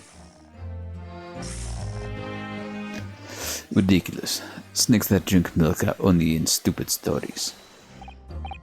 Pirosko eats mouses. Big fat round mouses. Ah, oh, so... Is that what the mousetrap in the passageway out there is for? Of course. I was gonna get you my friend's favorite food. Nothing says top of the food chain like the look in your eyes right now.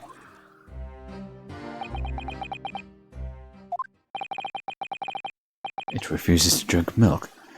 It can't hear a whistle. It can't climb up a bell cord. It's not even venomous. How the deuce did something so inept land a starring role? It's not my fault. I do not make up stories. My pirosco is nothing to do with this incident.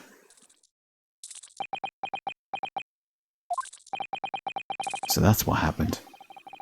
That's the truth behind my best friend's tragic death.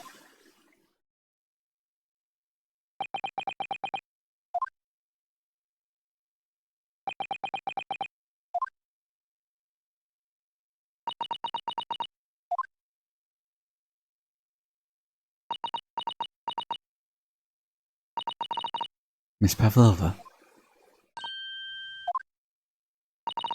I understand the difficult situation you found yourself in, and I do sympathize.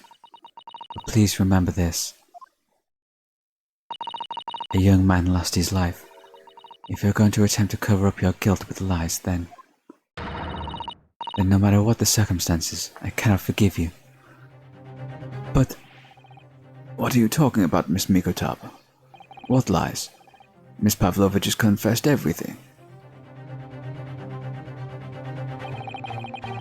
It was just a series of unfortunate events, an accident.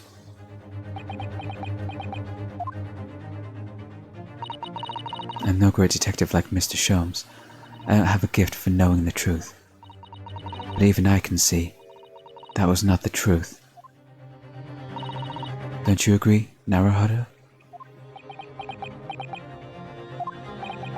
To be perfectly honest, yes. There's a discrepancy in Miss Pavlova's story.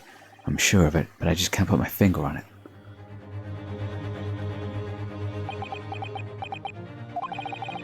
I confess, I was intending to let Scotland Yard deal with any outstanding issues on this matter. Oh? I am only present here for a very specific reason. The truth is, you, Mr. Naruhodo, are simply a distraction. A distraction? I do hope you're not finding your shackles too uncomfortable. Ah, not again. When did he do that? Especially as they're on your wrists as a result of my intervention. I was rather hoping I could resolve matters before we made our next port call. You were Mr. Sholmes? Yes, but I overlooked one important detail.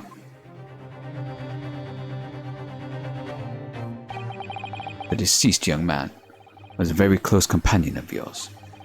Was he not? Yes. Kazuma was my closest friend. I owed him my freedom, even.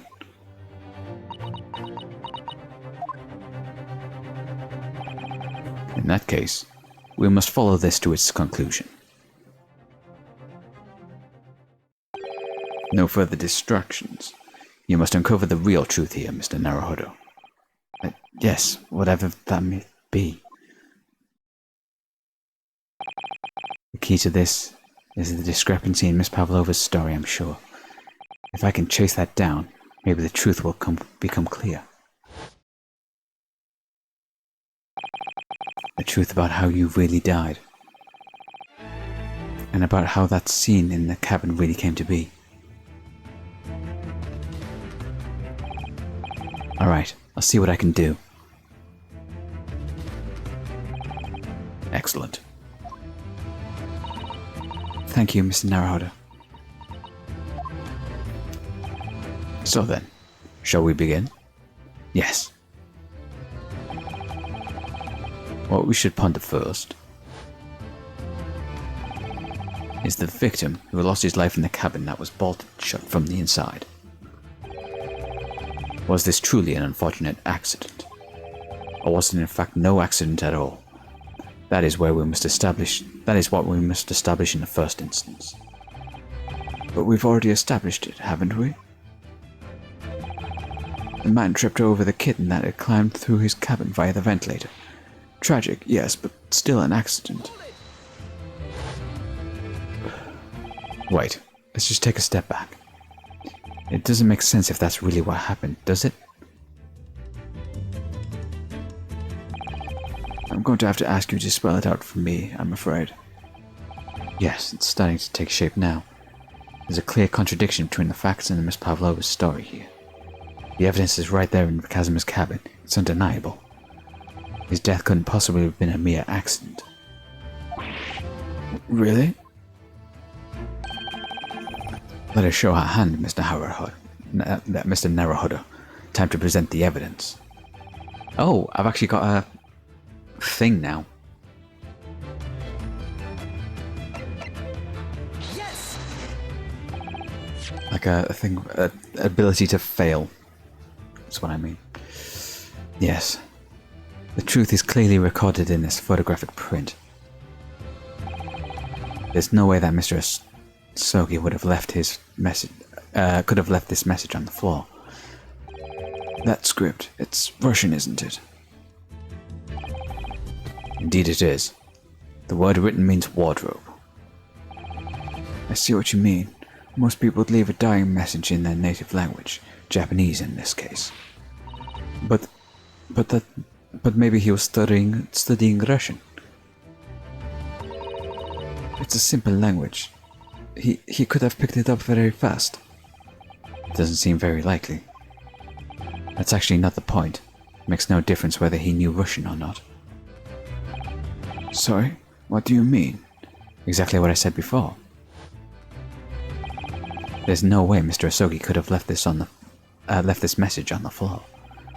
And the reason why is clearly explained in here. Damage to the cervical vertebrae resulting in instant death. Instant death. Ah. Which means, after the victim fell to the floor, he couldn't possibly have written anything. Because he was already dead. That's not the only reason either. There's something else we found in Mr. Asogi's cabin. A remnant of something that couldn't possibly have been there, of what Miss Pavlova told us was true. If what Miss Pavlova told us was true. What? So, Susato-san has noticed it too then. Yeah, how could she have gotten the other half of the bell? Putting this message on the floor aside, there's something else that gives the truth away. Another piece of evidence that proves that this was no accident. In other words... It's got a big bell. Yes.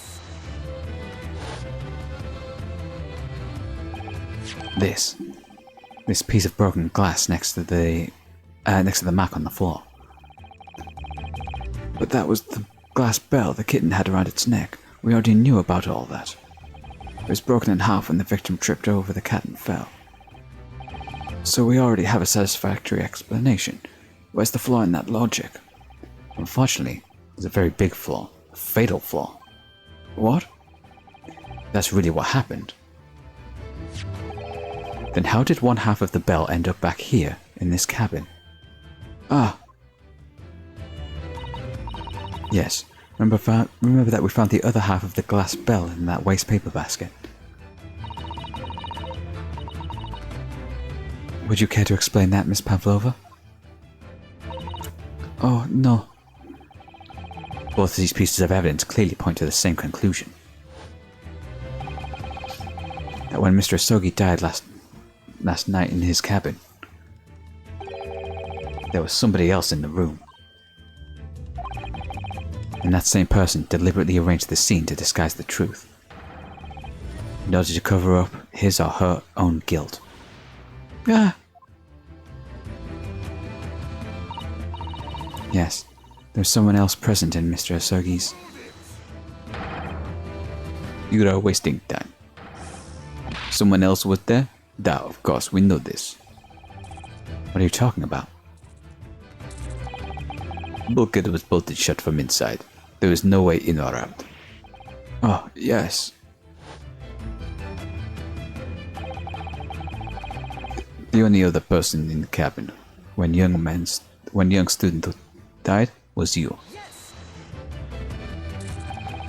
It's true, I was in the cabin when it happened. But you were shut inside the wardrobe, to be precise about the details. But I don't know Russian. There's no way I could have left that message. Not would have. There's no way you could have left that message, to be precise about the details. Would you mind? Forgive me, my dear fellow. As I was saying, the person in question wrote the word wardrobe in Russian on the floor. In an attempt to incriminate me for a crime, even though I had been asleep in there the entire time. And then, the same person picked up the broken glass bell that had fallen to the floor, for fear of it becoming evidence that would show how Mr. Asogi really died. But then why wouldn't this person have taken all the pieces of the bell anyway? Leaving half behind was always going to raise questions. Yes, well, it was past 1 o'clock in the early hours of the morning. The cabin would have been quite dark. A single small lamp suspended from the ceiling would barely cast any light onto the floor there. Little wonder then that the culprit failed to notice a fragment of the tiny item. You all suspect me, don't you?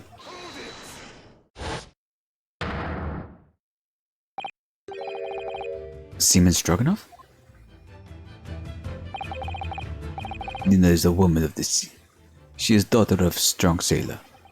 2 years ago, they noticed her dancing skills and she went away to join ballet company.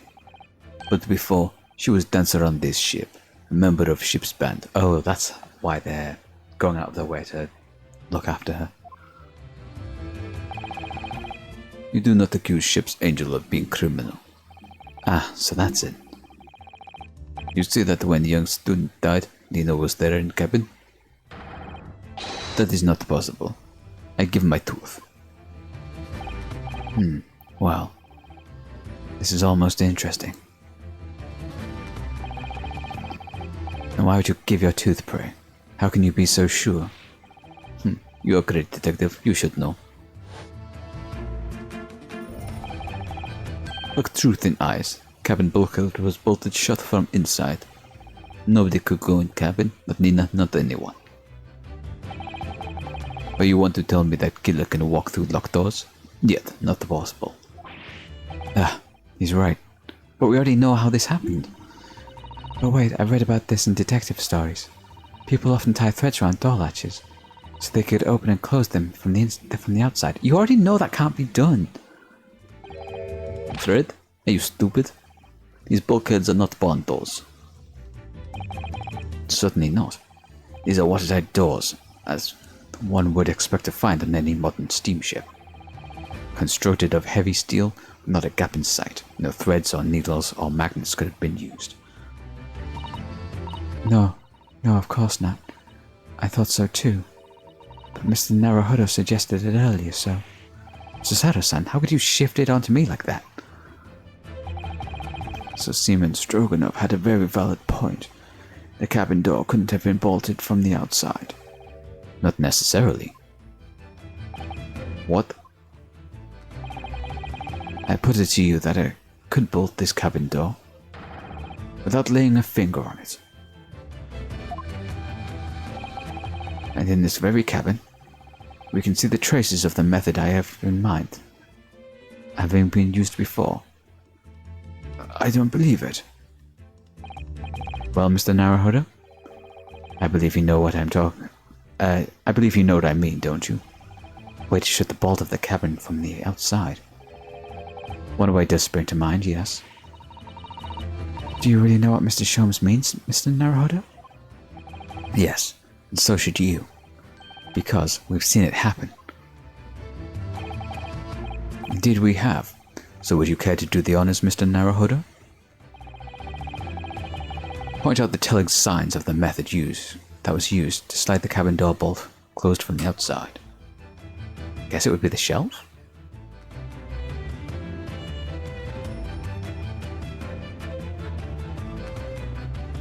I'm guessing it's not doing like the flashy... Yeah, okay. Yes! Look at the bookcase there. See how all the books and things on it have toppled over? That must have happened when the ship made its emergency stop before. Yes, that's right. It's a very powerful vessel after all. When the engines are thrown into reverse, a violent jolt goes across the entire ship. Any small objects that aren't fastened down are bound to fall over. I believe, yes, it was known as the force of inertia acting on the object. Is there nothing Sasada-san doesn't know? Or is that... or that book is... or that isn't in her book at least. Well, at least that's what it's called. The same force that pushed over the books in the bookcase also made something else in this cabin move. The bolt on the cabin door. Ah! It was very obviously just after the emergency stop that the ship made earlier. We had come into this cabin not long before, and we hadn't bolted the door. But then...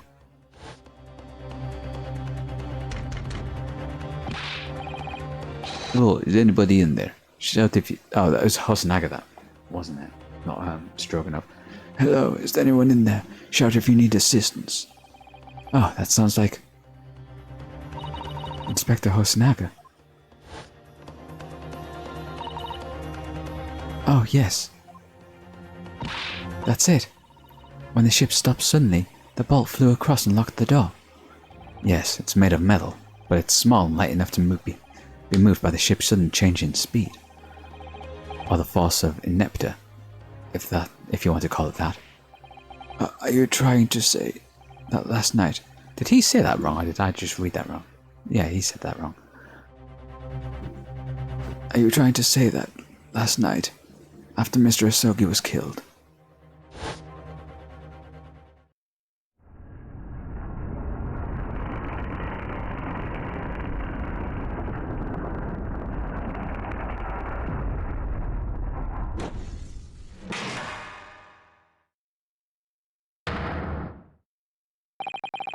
The SS Buya made another emergency stop.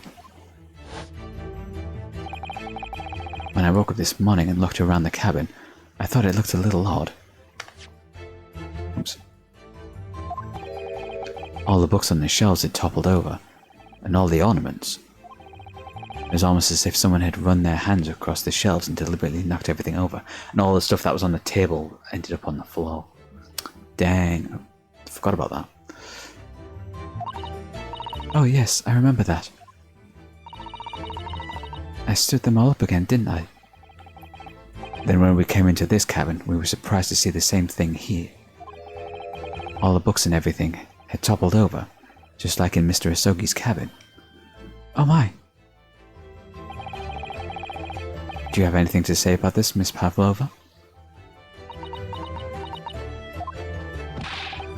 Are you out of your mind? You say Bruya made the emergency stop? It does seem a little far-fetched. How could that possibly have happened?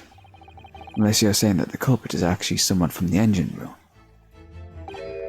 Oh, it is simple enough. Are you forgetting the button on the passageway outside? Used to trigger the emergency alarm. Oh yes, of course. There was a notice, wasn't there? Telling you only to push the button in times of emergency. On dark nights when the fog is dense, the captain cannot afford to rely on the eyes of the lookout alone. Hence the placement of a number of buttons around the vessel to allow any crewman to raise the alarm. The sort of button one is almost compelled to press to satisfy one's curiosity. Wait, it was you?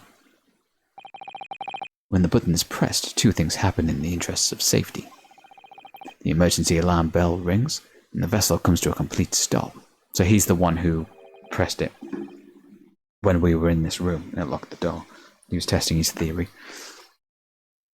As indeed it did a little early today.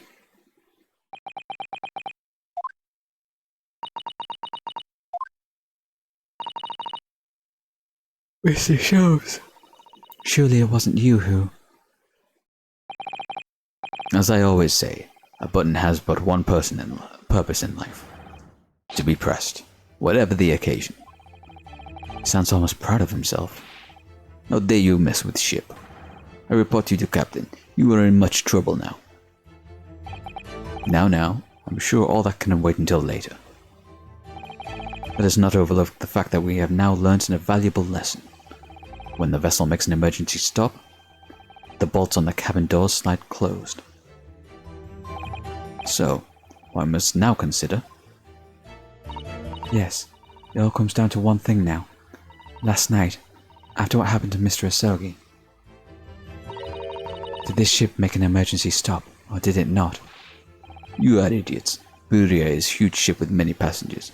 If we make an emergency stop, even in the middle of the night, there would be chaos everywhere. What are your thoughts, Mr. Naruhodo?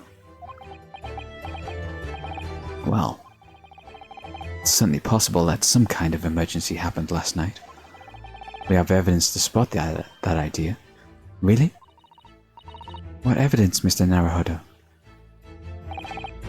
Fascinating. Do show us, my good man. What evidence points to the theory that some... the unupdated... Virtually no entries from 2 AM until early this morning. Yes!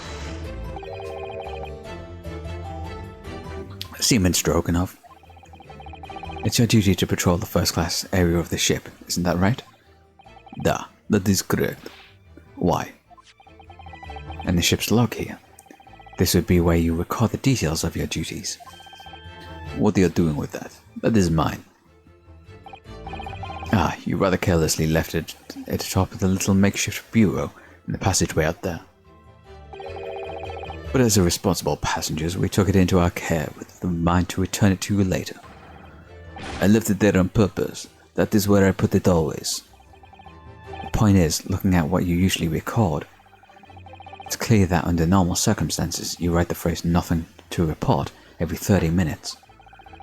But from 2 o'clock last night until first light this morning, nothing was recorded at all. Nothing was recorded in the log? That is... duh. Because nothing happened. But if nothing happened, you would normally write "nothing to report," wouldn't you? Gah. Indeed so, which tells us that shortly after 2 AM, something happened. You were aboard the SS Brugge. Something sufficiently significant to make you forget to fill the ship's log, in fact. Are you suggesting that the ship really did make an emergency stop in the middle of the night? Stop talking rubbish. If I'm perfectly honest, I find that a little hard to believe myself. Oh? Why? Well, because if something as major as an emergency stop really had happened, surely all of us would have noticed. That's very true. Thanks to the emergency stop we experienced earlier, we all know what it feels like now. The ship lurched so violently. The alarm bell was so loud. I can't imagine that anybody would sleep through that, even if it happened in the dead of night. Well, no, that's a good point.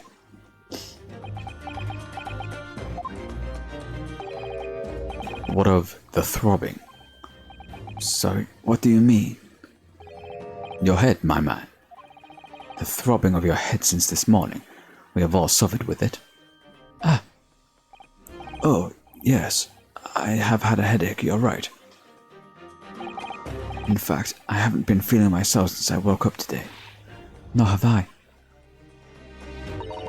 My head's been feeling heavy ever since dawn. Yes, you've all been afflicted, haven't you? Just as I suspected.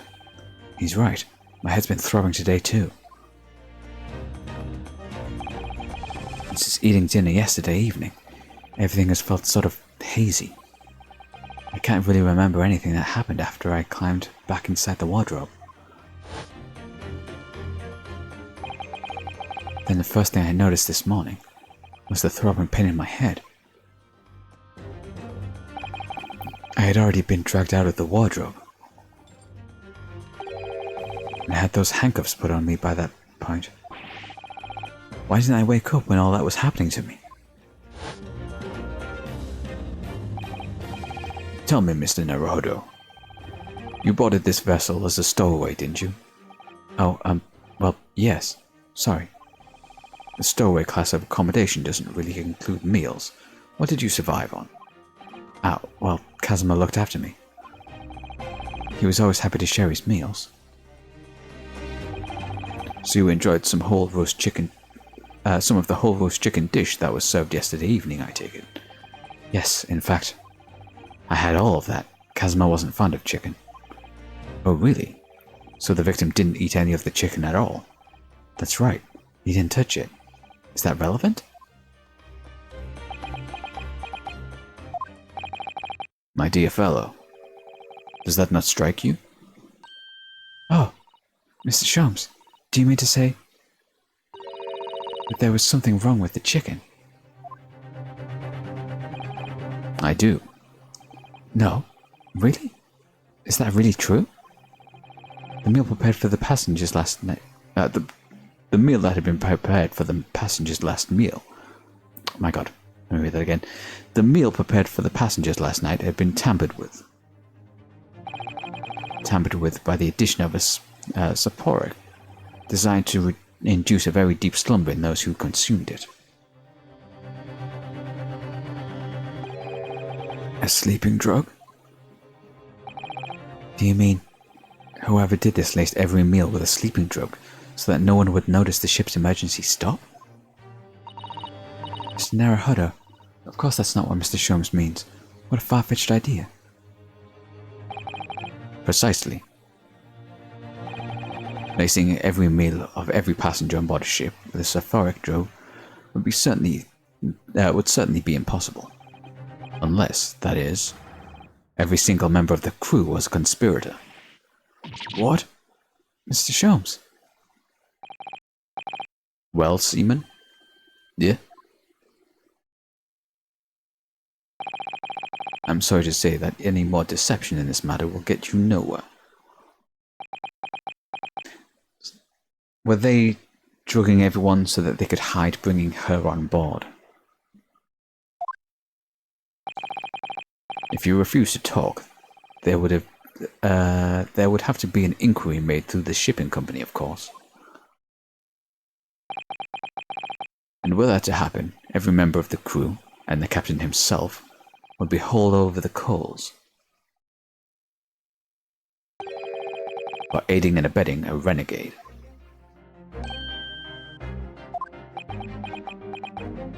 Or is the other guy, the revolutionary, also on board? Please, no more. I will tell you everything. Eh?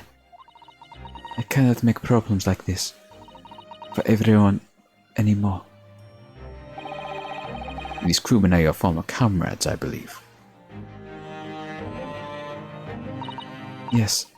So when I decided to run away, I asked them to help me.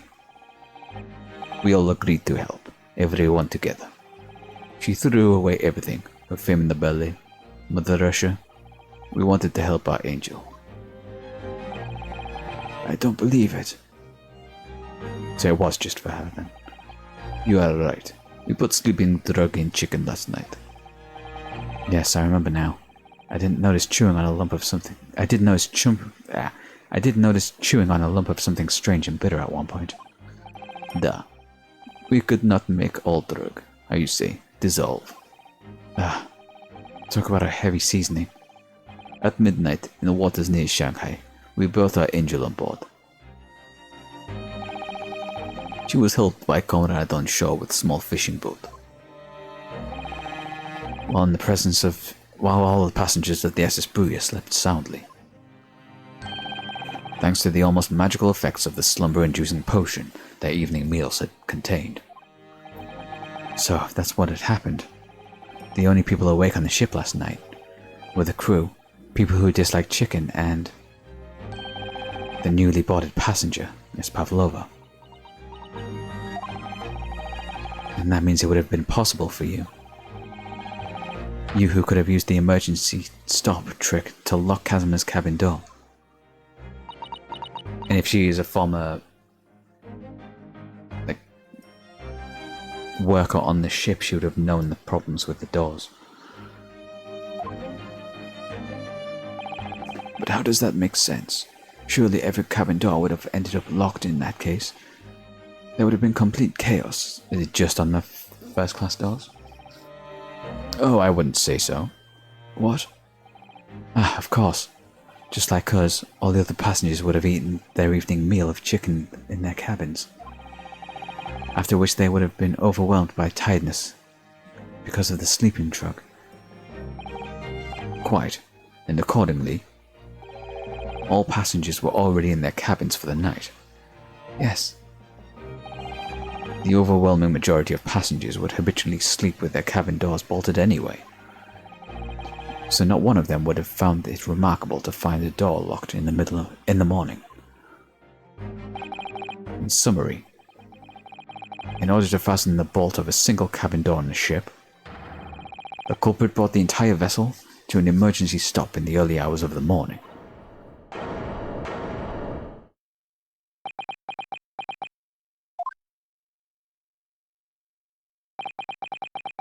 You have talked a long time and said many things.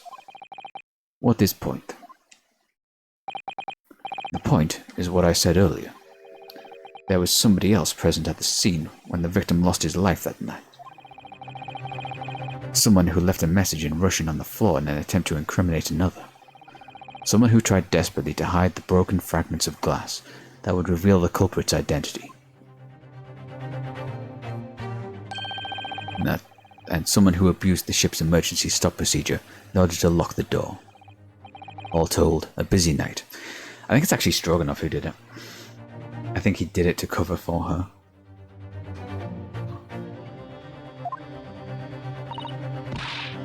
But... I don't know anything about any of this. I'm just a little girl. You like to speak with your long English words and explain your clever ideas. But I am sailor, and sailors don't listen to long boring stories. We don't believe. Sailors like me, we trust only what we see with our eyes. A laudable trait. What? I'm quite of the same disposition, my good man. Observation is, to me, everything. Mr. Naruhodo. Oh, yes? Do you hear it? The accusatory cry of guilt on the wind.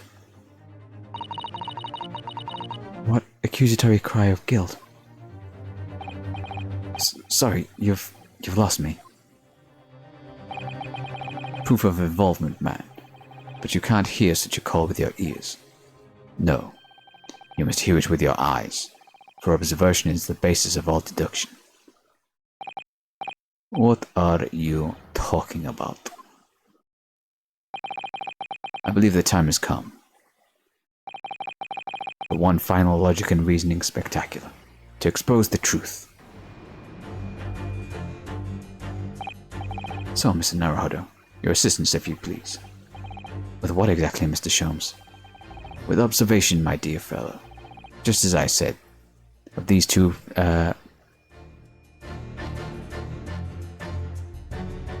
prevaricators? God damn, this game is throwing words at me that I am unfamiliar with. It's making me look like a fucking idiot. Prevaricators, I think? Observation. If you remember, Mr. Naruhodo, we know that somebody tried to fabricate evidence, don't we? By tampering with the scene of Mr. Asogi's death. What we're looking for is some trace of evidence that one of these two was there when it happened. Precisely. You are delightfully quick to grasp my meaning. Alright, I'll see what I can see. So we're looking for a trace of evidence that shows someone else was there last night when Kazuma died.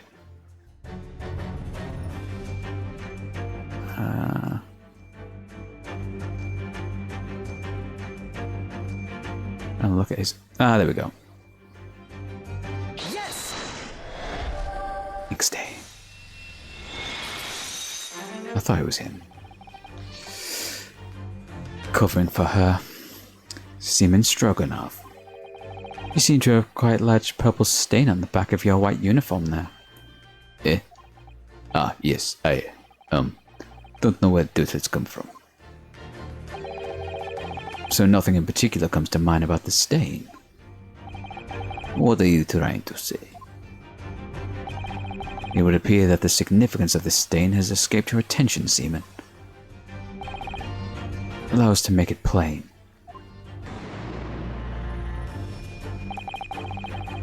It's a very large purple stain on the back of Stroganov's uniform. And I think what made it is clear. Indeed it is. So, Mr. Naruhodo, present the evidence that proves it. My pleasure. Alright then, the evidence that proves the stain on the back of Seaman Stroganov's uniform really is... It's the fucking photo. Yes!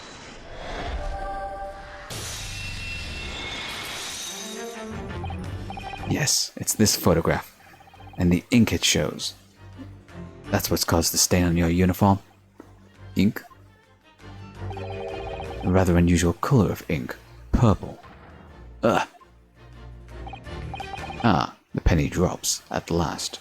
Now you see the significance. The Russian word on the floor next to the victim's body was written in purple ink. And the stain on the back of your uniform is ink of exactly the same color. If the ink had been dry, it couldn't possibly have stained your uniform in that way. Which means you must have been present in the cabin on the moments immediately after the ink was spilled. Alright, yes. It was me. I did it. Everything. I arranged everything in Dead Student's cabin to make it look like Wardrobe Man did it. When I pressed button to make Bruya do emergency stop, the bolt cabin door shut. I did everything so no one would suspect our angel. If, please. Don't worry, Angel. Let me do talking. It was after 1 in the morning. I was on duty patrolling passageway. Then our angel came to me. She was white like sheet. Beef, please. You must help me. I went with her. The door to cabin number 1 was open. When I looked inside, I saw Student Boy on the floor. What happened to you?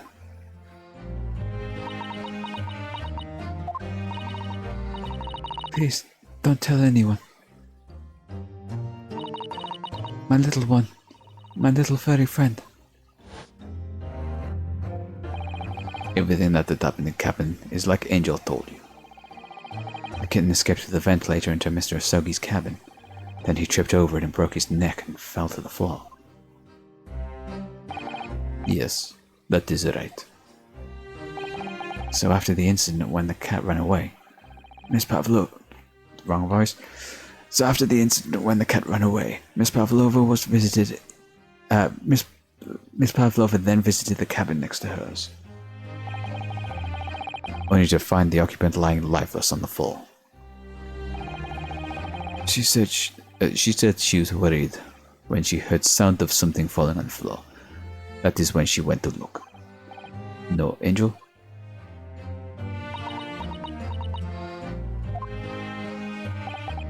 The door was not locked. So she opened to look and you already know what happened after. There's just one thing, if you wouldn't mind. What?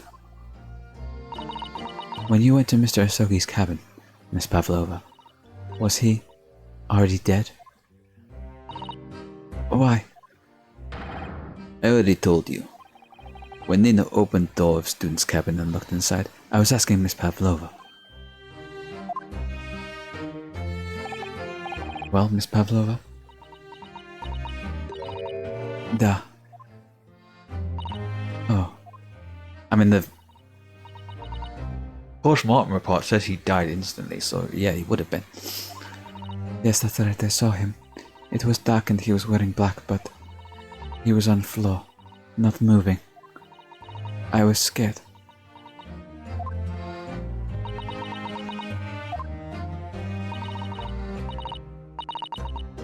understand, and I believe you. So is that finally it now? Have we discovered the real truth about Kazuma's death at last? Ah, something very nearly slipped my mind. Oh, Mr. Sholmes? This photograph. Yes, I took this myself, you know. The cause of death was a broken neck. Therefore, the victim died instantly. And the unfortunate incident that precipitated these events, a kitten on which the victim stumbled. However, if those are the facts, there is one particular area in this photograph that seems to be somewhat unnatural. What do you mean, unnatural? What are your thoughts on the matter, Mr. Naruhodo? Oh, well. Kazuma tripped and fell. By some terrible stroke of luck broke his neck. Which part of the photographic print seems unnatural? I guess it would be...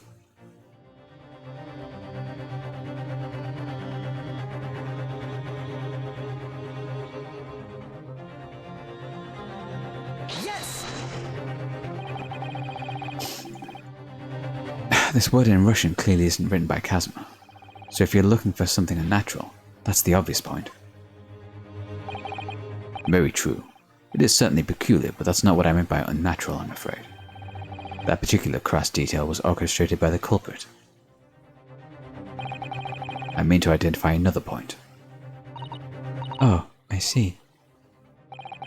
Imagine, if you will, losing your footing yourself.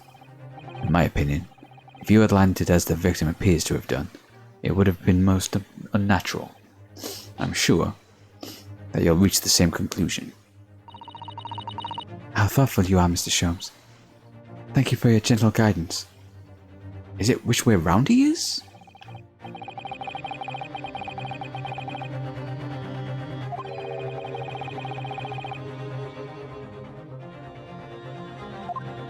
I'm actually not sure about this.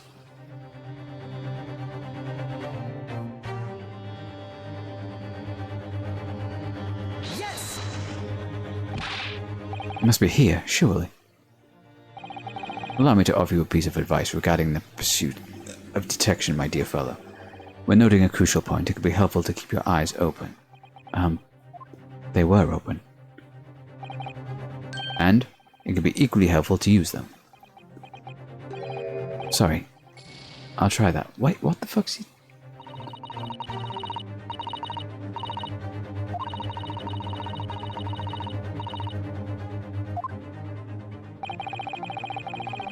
Yeah, we've already been through that. This is repeating dialogue now.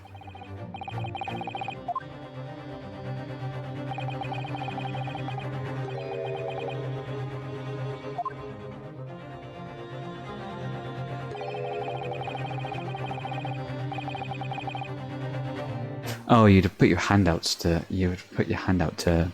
It's his other hand to stop yourself from falling. Okay. I get what they're going for now. That wasn't immediately obvious. You look like the sort of fellow who stumbles with some regularity. It should be an easy task. Why do I... Kazuma tripped and fell. Yes! Alright, if he really fell due to an unfortunate accident, then his fist just doesn't quite seem right. The exact same thought occurred to me. In a fall, one's instinct is to open their palms flat. Yet here we see the victim with his left hand tightly balled into a fist. Almost, you might say, as though he were gripping something. What do you mean? Simply that I took the liberty of investigating the victim's fist a short while ago. You did? And what, pray, do you imagine I found there, my dear fellow? Mr. Sholmes, show us, please. Why, of course, my dear madam. Would I keep you in suspense? Oh, her earring. This is what I found. Oh, a crescent moon with a little gemstone in the middle. Yes, you're right. A crescent moon. It's very pretty, but what does it tell us? It tells us nothing. I'm not so sure. The crescent moon looks familiar somehow. I'm sure I've seen it somewhere before. Observation, Mr. Naruhodo. That is the key. What? The truth is now tantalizingly close. How did that crescent moon come to be in Kazuma's clenched fist? This is the final clue, the last piece of the puzzle. Ask yourself, what does this little crescent moon mean? What significance has it? And observe. Find the answer with your own eyes. Boop-a-da-boop-a-da-boop-a-boo. Yes!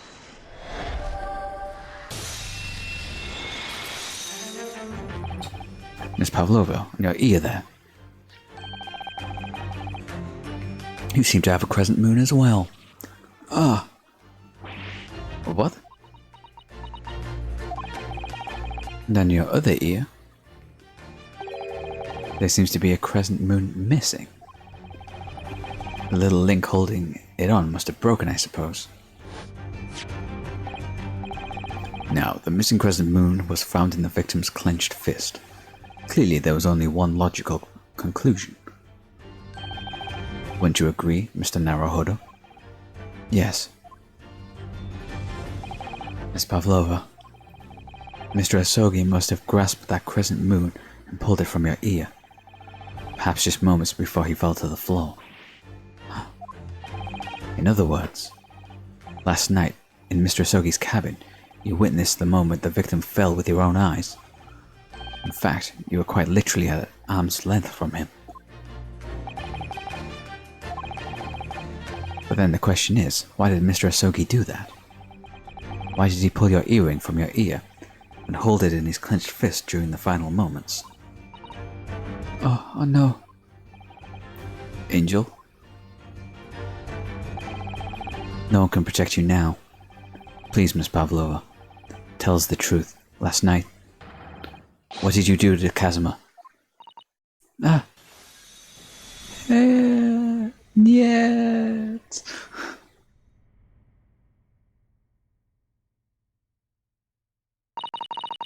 When I think about everything that happened yesterday, it was too much. Running away. Oh, this is her talking. Running away. The fishing boat in the middle of the night, trying to climb onto this huge ship. And then, when I was at last in the cabin, and I could relax after this horrible long day. Daka, wait.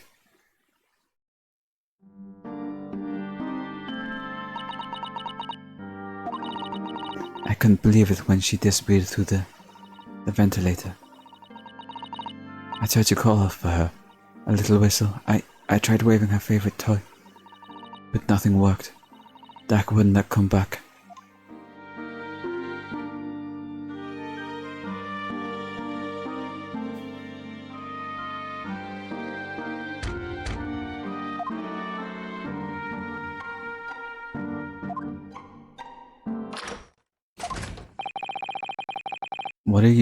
What are you doing here at this time of night, Inspector?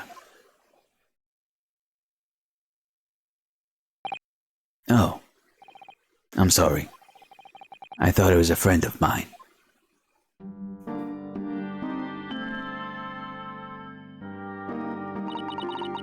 The young man from your country. He was very polite and kind. He helped me find Daka, and he promised not to tell anyone. But then, when I had my friend in my arms again, I was going to leave this man's cabin. Just a moment, sorry, but... Oh, yes? I'm sure I know your face. I've seen you somewhere before. Of course. You're Nikolina Pavlova, aren't you? The Russian ballerina. Huh? No, I don't know that name. My heart nearly stopped when he said that. He knew who I was. How could this man from a land from in the faraway east know a Russian ballerina? Yes, I saw your performance in Japan. The beauty of the ballet made a deep impression on me. But what are you doing on this ship? I'm sure I read that your ballet company was performing in Shanghai at the moment. I can't fool him. I have to tell him the truth and hope he doesn't tell anyone. I have no other choice. I see. So you've run away. Please keep my secret. Don't tell anyone. Give me a moment. I could use another opinion here.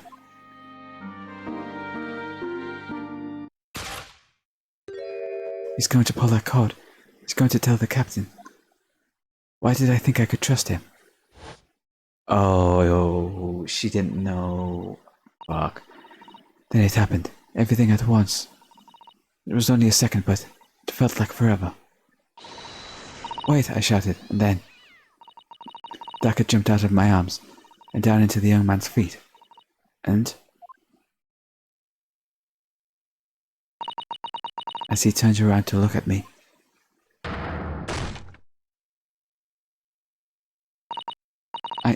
I pushed him. I don't even know why. I don't know why I did it. It was just so scared. So she did kill him after all. Oh, so it was a murder.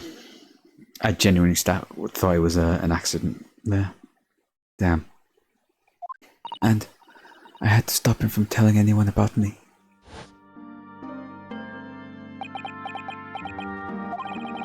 And that's when he went to fetch help from Seaman Stroganoff, who was on duty out in the passageway.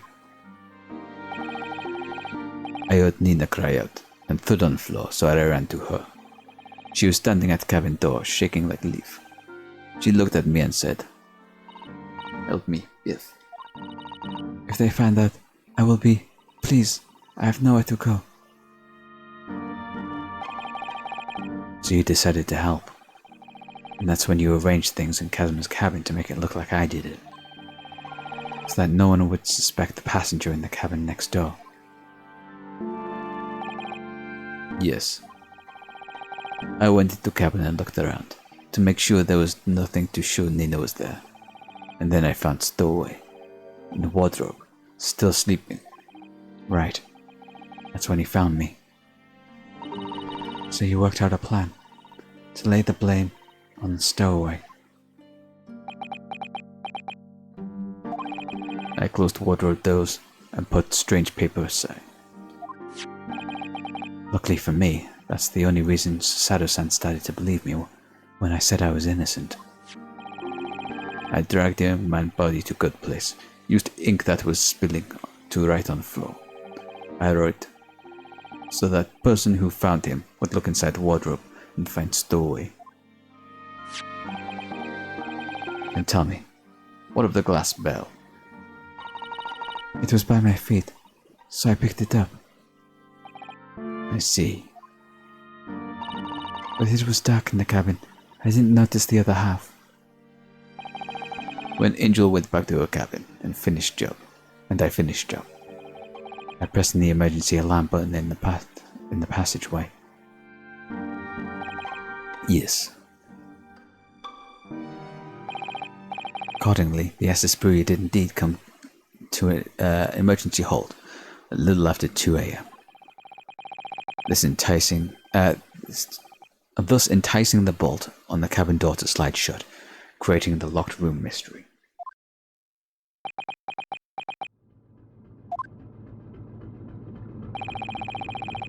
There's still one thing I don't understand, Miss Pavlova. What? Well, you said that you told Kazuma about the fact that you ran away from your homeland. And it's because you were worried he was going to tell the captain that you pushed him. Isn't that right? Yes. But even if he had pulled the bell cord and called for the captain of the ship, aren't you friends with every member of the crew? Why would that have been a problem? It was what he said first that made me scared. What he said first.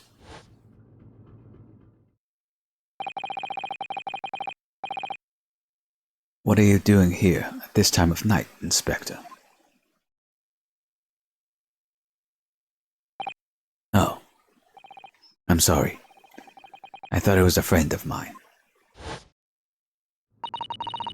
He said an inspector was his friend. Ah, yes, meaning me, who was supposed to be acting as his bodyguard. I thought that if the police knew about me, they would arrest me.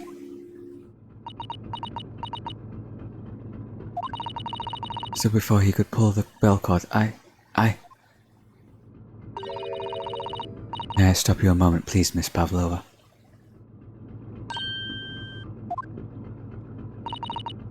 It just doesn't seem to make sense. I mean, was Mr. Osirgui really going to pull the bell cord? I don't know. What? What do you think, Mr. Naruhodo? Well, I'm not Kazuma, so I can't know for certain, but he was a man of his word. If he told you he wouldn't give your secret away, then he wouldn't have. No, he was walking over to it. He was going to pull the cord. He was going to make them send me back. Well, Mr. Naruhodo, the day's work is not yet done, it seems. There is one more deduction to make. What? Another deduction? Yes. What action was the victim really about to take at that moment? Can we determine whether the young man's gaze was... whether the young man's gaze was directed? First, consider the victim's location within this cabin. That's easy. I remember every detail of that room. I mean, yes, I spent quite a lot of time in the wardrobe, but still, that cabin has been my home for this entire voyage. This is how the cabin looked last night. Oh, pardon me. When Miss Pavlova visited Kazuma-sama. Yes, it's exactly how it was. Are you ready then, Mr. Naruhodo? Yes.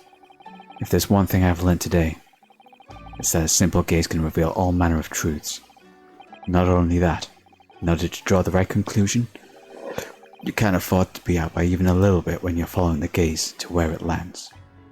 So, when he turned away from Miss Pavlova, what exactly was Kazuma looking at? The fucking wardrobe. Take that!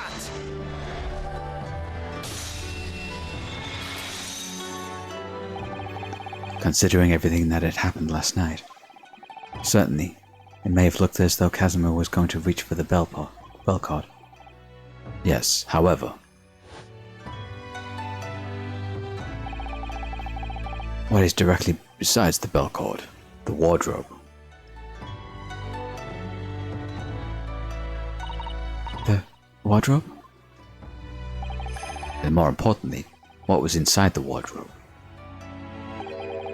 The man's great friend, sleeping soundly. Ah! Miss Pavlova, please, think back very carefully. What were Mr. Asogi's exact words last night? Give me a moment.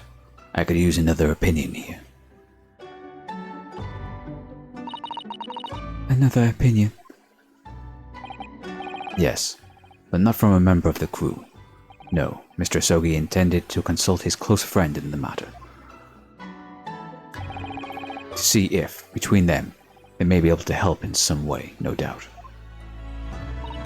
Oh no. Sadly, we can't know the truth for certain now. It's too late for that. But I wish you had made sure of what Mr. Asogi was looking at.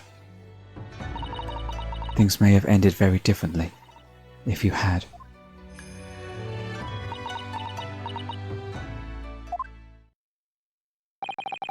Miss Pavlova, I want to thank you for finally admitting the truth. But unfortunately, the truth is, a man lost his life because of what you did, and that will never change. I hope you'll never forget that. I'm sorry. Really, I'm so sorry. What have I done?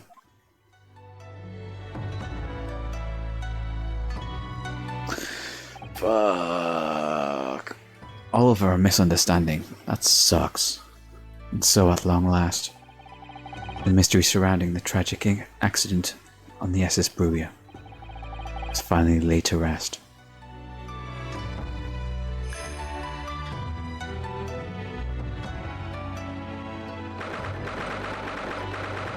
Okay, actually I want to take another quick break before we do the conclusion in the escapade. So I'll be back in a couple of minutes, won't be too long.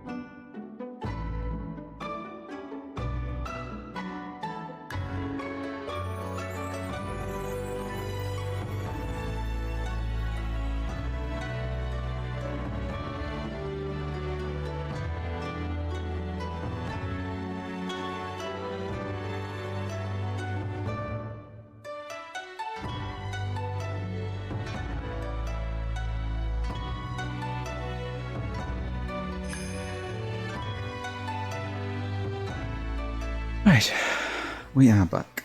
Let's get this second episode wrapped up.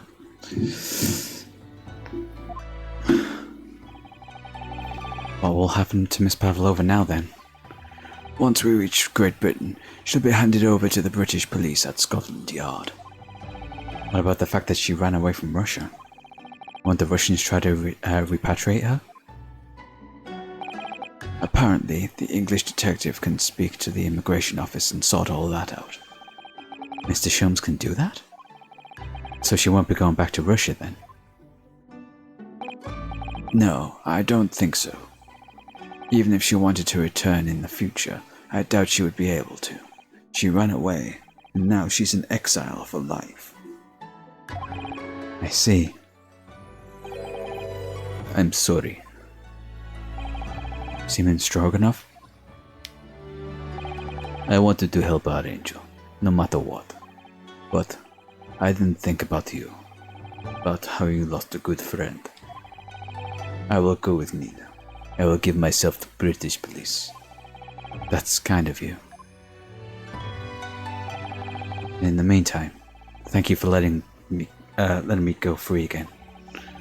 Kazuma's death feels like such a waste, but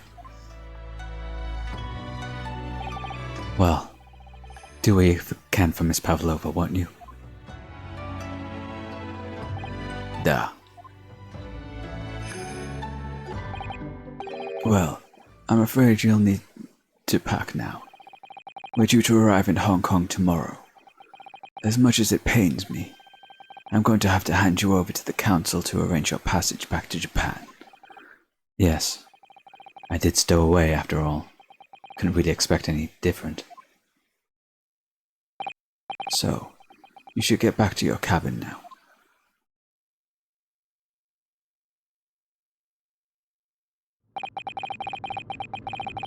Looks like my study tour to Great Britain is over before it even began then. To think that only days ago, Kazuma and I were laughing together about how we'd tear up the streets of London. It seems like a distant memory now. Oh, what's that? Is it someone weeping? Oh. Susato-san?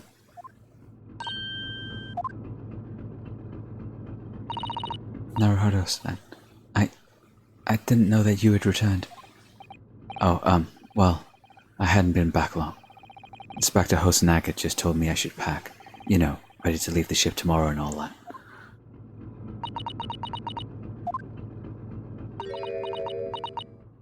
Oh, I still can't believe this has happened. I can't believe someone's life could be over just like that.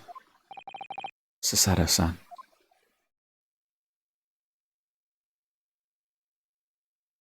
It just occurred to me because there's no.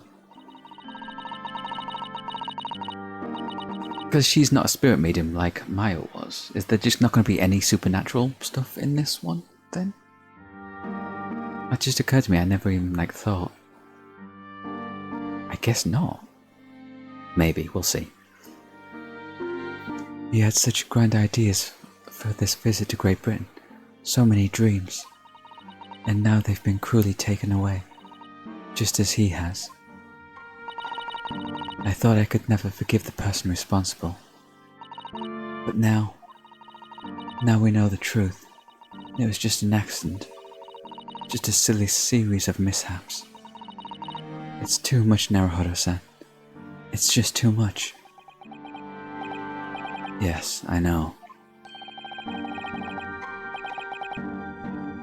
I wish there was something I could say. Ah, Inspector. My duty was to see Asogi-san safely to Great Britain, but I failed, and caused his two closest friends great pain and suffering as a result. I've let everyone down, and I will do anything to make up for my terrible blunder. Nobody blames you, Inspector. I'm free again now, at least. Huh? Fucking asshole, we were having a moment here. God damn it. Surprised, Naruhodo? What is the meaning of this? Oh, a trifling matter. Simply in that in my head, I think I shall always picture you wearing those shackles. Without them, the balance seems all wrong. It's distracting. Sorry? So I decided to restore them, for old time's sake. Shall we say? You are a stowaway, after all. Nah, is he gonna do this every time we fucking run into him from now on? He thinks this is funny?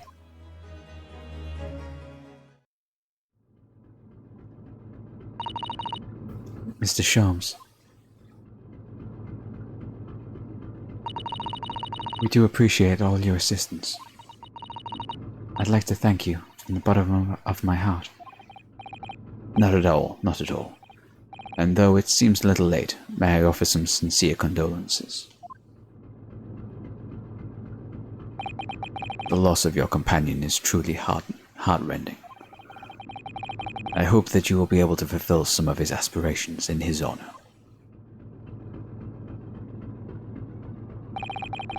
I'm afraid that won't be possible. We shall be disembarking at the next port, in Hong Kong. We have to return to Japan, make a full report about everything that's happened. What? Wait a minute. It's just me that has to go back, isn't it? I mean, I was the stowaway.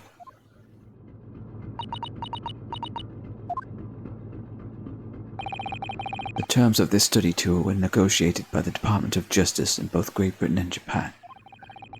It was to be one lawyer and one assistant. Was to be? In the light of Mr. Asogi's unfortunate death, I'm afraid the study tour can no longer go ahead. No, it's still gonna go ahead. Just with Veronosuke instead. Oh no. I don't care for me, but... Kususato-san.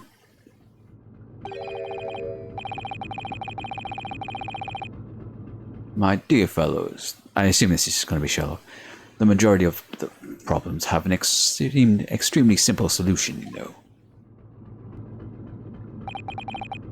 All you require is one lawyer, and the study tour can continue, surely. Ah. But there's no one else with the necessary qualifications, Mr. Sholmes. We know of no other lawyer. Qualifications, you say? Any qualifications obtained by your own country will be of little value in Great Britain, I'm afraid. Oh, but anyway, the voyage to London still promises a good month of time. Ample opportunity, I would say, for you to find yourselves another suitable lawyer. Yes. Mr. Sato? Yes? Do you think perhaps I might be able to do it? Ah, but you're not a lawyer, Mr. Naruhodo. Oh, unless... Are you studying law? No, I'm not, but... I'm sorry. In that case, I don't think there's even a chance it could work. But as I said, there's still more than a month before we reach England's shores. Isn't that right, Mr. Naruhodo? Yes, I have a month in which to study, to learn what I must to become a lawyer in Great Britain. Wait, so what degree is Naruhodo doing then? Does it say in the court record what his actual... Oh, it doesn't have himself. Okay. Yeah, I actually don't know what Naruhodo is supposed to be studying. I thought he was doing law as well.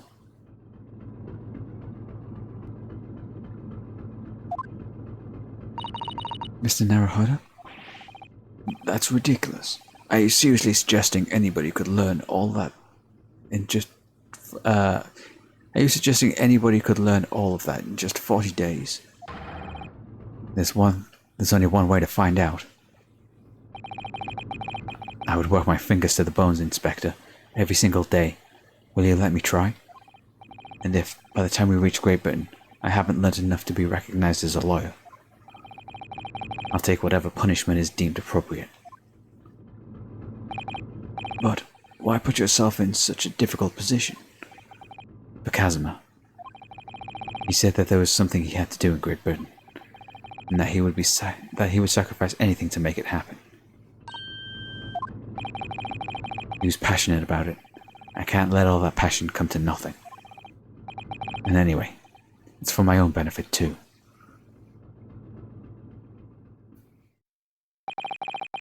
I'll become a lawyer. I have to. What do you say, Mr. Sato?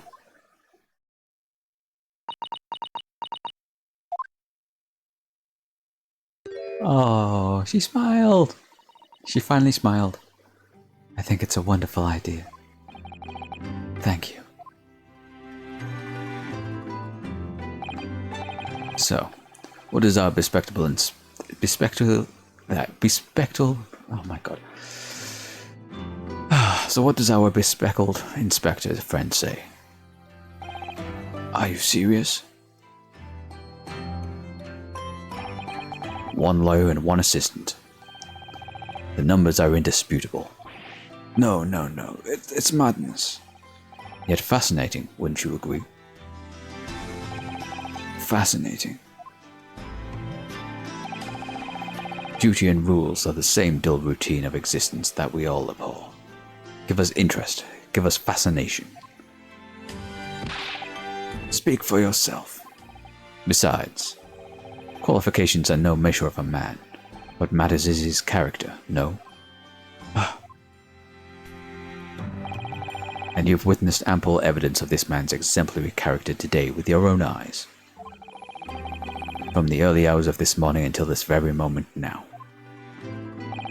Despite contending with the passing of his close companion, and despite his accusation of guilt, this man has shown resourcefulness, intelligence, and above all, courage.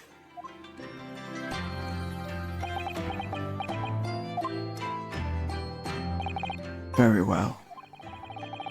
I'll think of a clever way to word my report to the Department of Justice. Inspector, after all, I did just make a promise, didn't I? I said that I'd do anything at all to make up for my shortcomings here. Oh, thank you, Inspector. If you'll excuse me, I must pay a visit to the captain's quarters, I think. I need to discuss what to do next, and how best to make my report. He's probably going to get beaten up again. Are you really prepared to attempt this, Mr. Naruhodo? Yes, I'm going to try. I wonder, would you consider teaching me what I need to know? Everything about being a lawyer.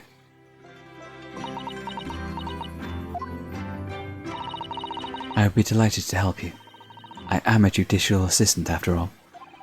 Thank you. And, Mr. Naruhodo, I'd like you to take the charge of this. What? Me? Are you sure? I'm sure it's what Kazuma-sama would have wanted. Its name is Kuruma. It's a great sword, and it's been in the Asogi clan for generations. Very well, I accept. I'll treasure it always.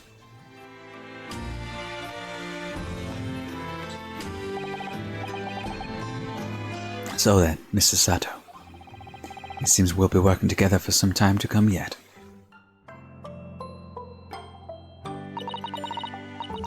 It will be an honor, Mr. Naruhodo. For the next 40 days, I shan't grant you a single minute of freedom. We shall fill every spare moment with study. Yes, that's exactly what I need. But, before we begin, I have an earnest favor to ask of you too. Goodness, what is it? Please throw me to the ground. 3 times.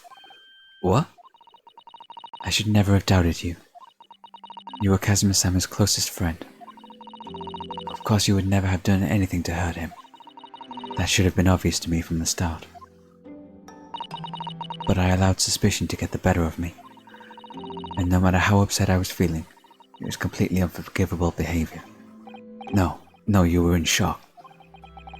You just found out about me stowing away, and the cabin door was locked from the... No, I won't let you make excuses for me. Whatever the circumstances, I should never have thrown you. Not once, but 5 times. Ha, that number keeps increasing, creeping up, doesn't it? I think it was 5 times. Please, you must. Just take hold of me and throw me. Do it. Don't even think about it. No. I don't even know how. I've never thrown anyone in my life. Very wise, Mr. Naruhodo.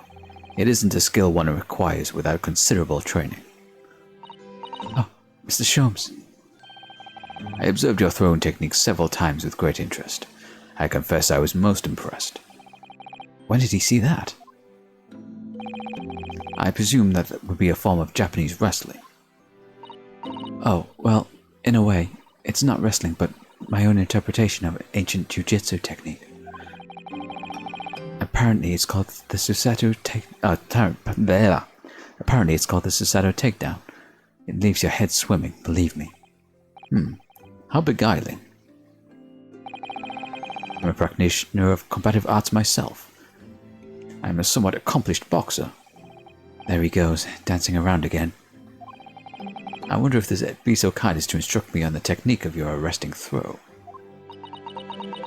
God, his fist is getting really close to her face. Oh, he's actually ducking behind her head.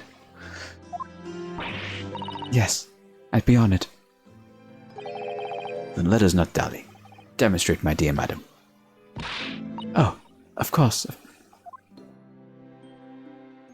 Wait, she's gonna do it to Reinosuke. No, do it to Sholmes. Sorry? Hey, yeah.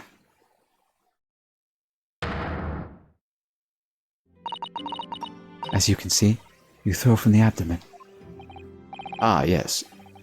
Arresting indeed. And this is what you term the Susato takedown, is it? Actually, no. That was the Susato squash.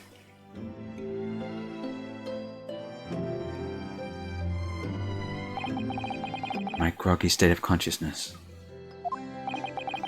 A scene from the evening recently spent with Kazuma flickered into my mind.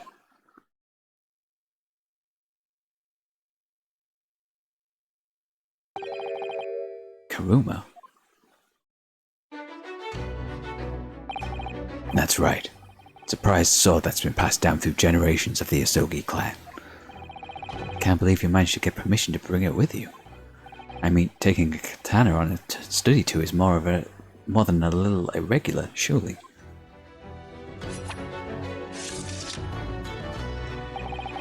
A Japanese man's sword is his soul, Reinosuke.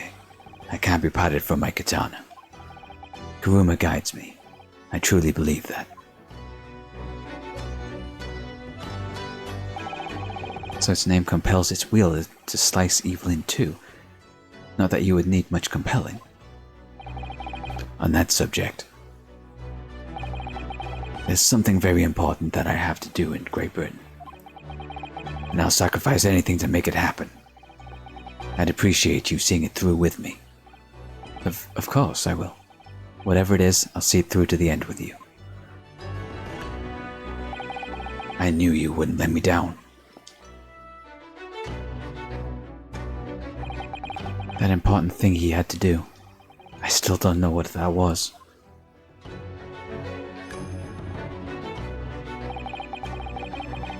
But I've got to see the place for myself and work it out.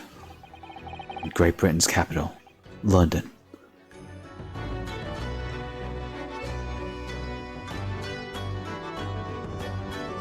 The end.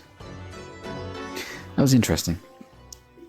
Very interesting, since there was no actual court case in that.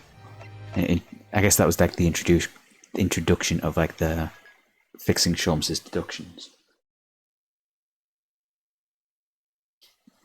So now that we've done that, the adventure of the runaway room,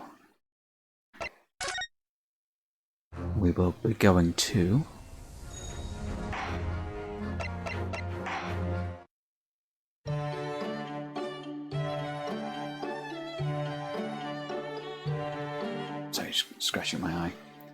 What were the Taylor stuff again? I know it was for 2, for the second game, not for this one. Okay.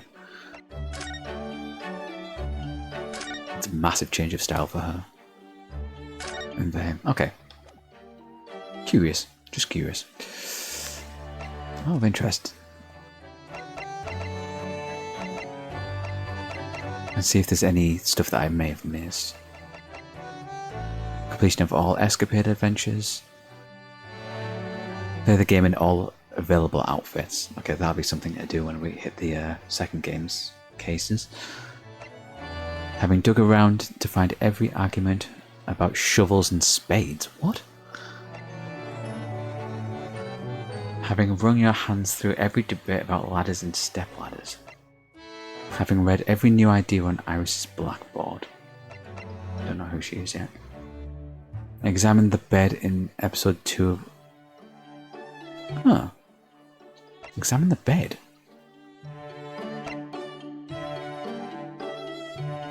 Having identified the milliner responsible for the victim's hat.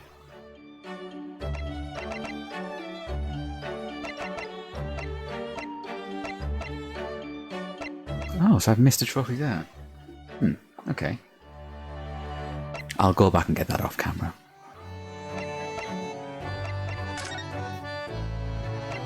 First class cabin. Transpires that another crime was committed aboard the SS Bruya. The stakes are as high as Sholmes in Stroganov's pursuit of the culprit, but there's more to the crime than meets the eye. Okay.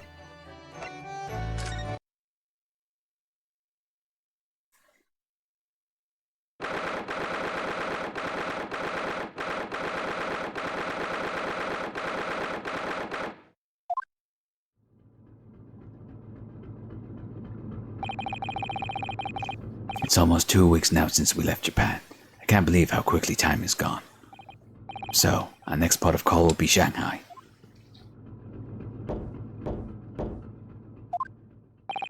Who's there? Who could it be at this hour? A detective. A detective? Who? A great detective. I don't get it. What's a great detective? If you would mind, if you would just be so kind as to open the door. Oh, yes, sorry, of course. Click, click. Is something wrong, detective? Are you investigating a case? Wherever a great detective goes, great cases occur. Indeed, I am the root of all evil. Sorry? Then I don't think I want you in my cabin. Under our very noses on this steamship, a terrible theft has just occurred. What? You noticed, I presume, the brief power failure a short while ago. Oh yes, the power couldn't have been out for more than 10 minutes though. Indeed. Yet there was ample time for this wicked crime to be perpetrated. I see. Well, clearly it's a case that needs investigating. Precisely. The culprit ran away in this direction, down the first-class cabin passageway here. Really? The thief came this way? I'm quite sure of it. It may have escaped the attention of the dim-witted crew, but not of the great detective. Okay. Since it's an escapade, it's going to be something stupid. It's going to be a rat stealing some cheese from the pantry, my guess. To that end, I would be obliged if you would allow me to investigate here in this cabin. Well... How curious. Is there some reason why it would inconvenience you to have your cabin searched? Inconvenience me? Well, I'd be lying if I said no. After all, there's a stowaway in that wardrobe right over there. It's just me in here, you see. No one else. So you might perhaps want to focus your attention on one of the other first-class cabins. As it happens, you are the only first-class passenger at present. The other cabins are vacant. Oh.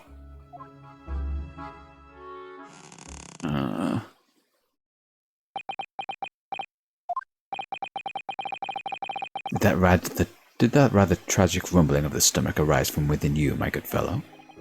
Of course. As I said, I'm the only person in here. It's not long in time, dinner time now, so perhaps we could do this afterwards. I do apologize, sir, but it is of first importance that the investigation is not delayed. Now, if you'll excuse me. Wait, where did he go? How did he suddenly move all the way over there? Yes, without a doubt.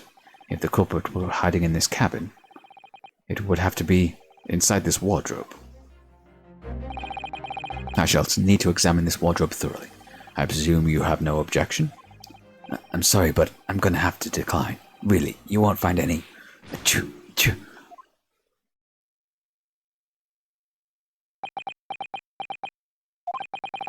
Did those two rather tragic sneezes arise from your good self?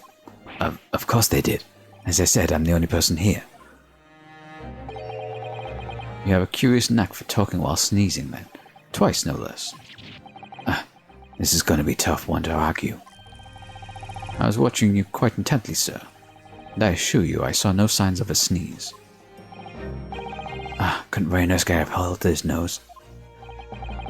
As I was saying, I shall need to examine this wardrobe.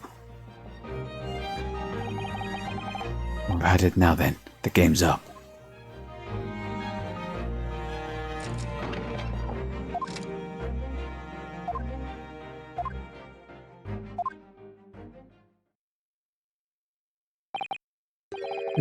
Nobody hiding in there, it seems. What? You seem surprised. No, not at all. Yes, I am. He was in there, for sure. I closed the door on him myself.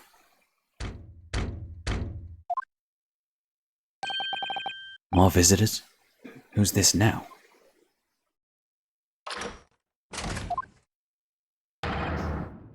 Excuse me. Oh, Seaman Stroganoff. Sorry for disturbing, but crime has been committed on board ship. Yes, I heard. Terrible theft, apparently. How do you know this? Well, the detective here just informed me, you see. Detective? Yes, I assumed you must have asked him to investigate. Detective, could you...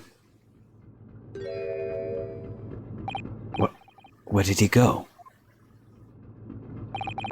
I must ask you cooperate with the investigation into this crime, fully. Oh, he's glaring at the wardrobe already.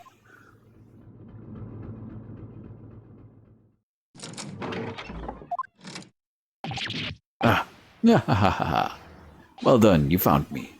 What are you hiding? What are you doing hiding in my wardrobe? My good man, I was merely assessing the practicality of concealment in such a place. And I would say, at a push, a human could survive for up to 5 minutes in that cramped space. Inosuke's been there for a fortnight. Is he not human? Who are you? Shh. This is the moment of truth. The great detective is about to unveil the sordid detail of this wretched crime. You mean to say? Yes, there can be no doubt that the culprit of this terrible theft did indeed conceal himself within this wardrobe. What? But that's not possible. He couldn't have done. Because my best friend was in there the entire time. Or at least, I thought he was. How can you be sure of this? Elementary, my dear fellow. The criminal left behind the most revealing evidence. How else could you explain these 3 bones? What the? He's right. Look at those gnawed bones in there.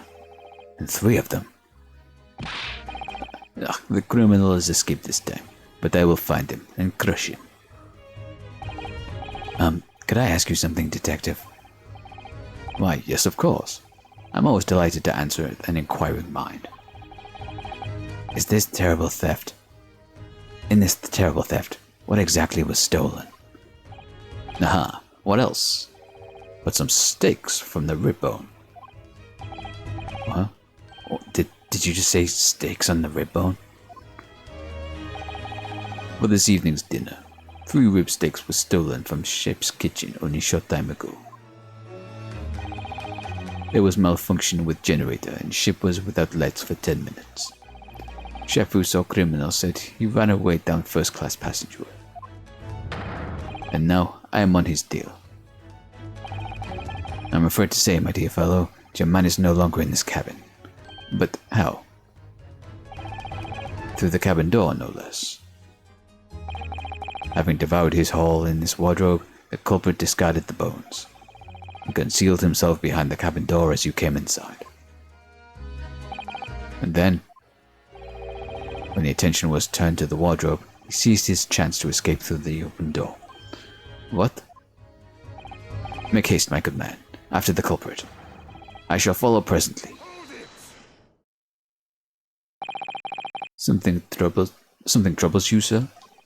I think maybe criminal is not running away at all. What are you suggesting?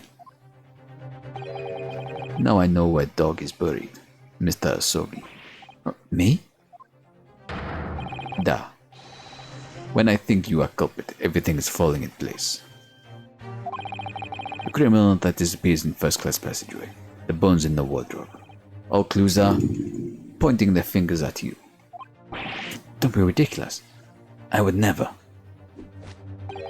Yes, quite of course. I established at once that you couldn't be the perpetrator of this crime.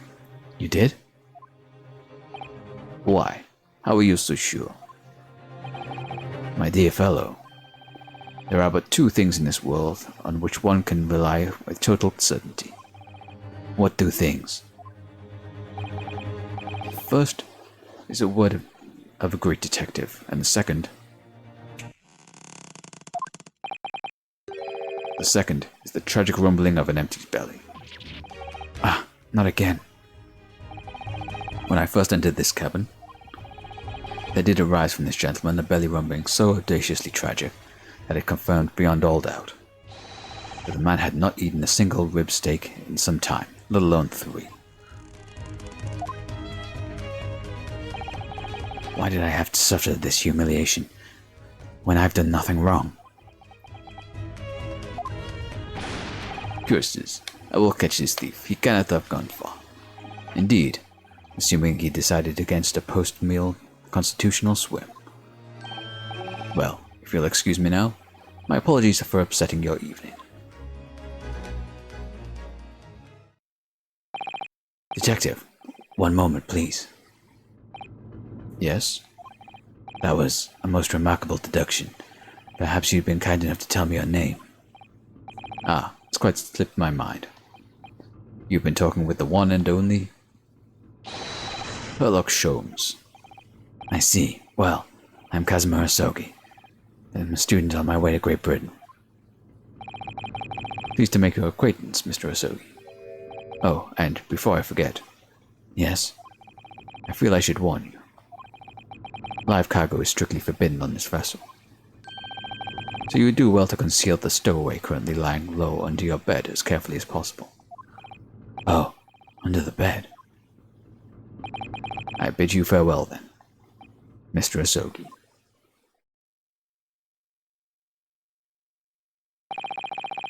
He's uncovered our secret.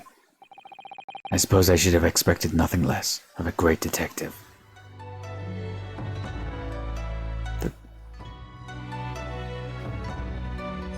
I was going to say, is that it? Now then.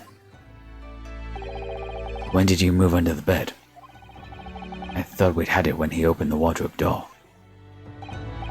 Ah, well, it was thanks to that split-second chance you engineered. What? When you distracted him for a moment, remember? When you suggested that he investigate the other cabins instead. Oh, yes. He turned to look towards the corridor, didn't he? Well, I couldn't see what he was doing, of course. But I thought to myself, it's now or never. And then the next thing I knew, I was under the bed. You really know how to give me a scare, don't you? Anyway. What's all this about the rib steaks, eh? Sorry about that. I've just been so hungry.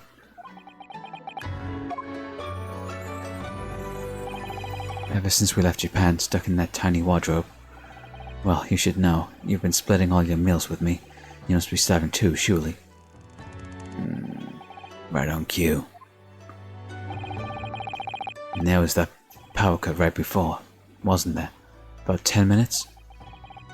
So it was then. I caught whiff of the most delicious smell, and I thought to myself, it's now or never. The next thing I knew, I had steak in my hands. This man just can't help getting himself into trouble. Well, alright, you were hungry, but 3 steaks. Thanks to you, 3 crewmen are gonna go without tonight, I imagine. No, it was just the one. What? I only took 1 rib steak from the kitchen, that's all. But I don't understand. Hey, I'm not that selfish. If I'd stolen 3 steaks, I'd have at least tossed you 1 your way. I'm not your pet dog. Well, in that case, who stole the other 2? Ah, do you think? Could there be a ghost on board? A meat-loving ghost? There can only have been a single bone in the wardrobe when Vernoske moved to hide under the bed.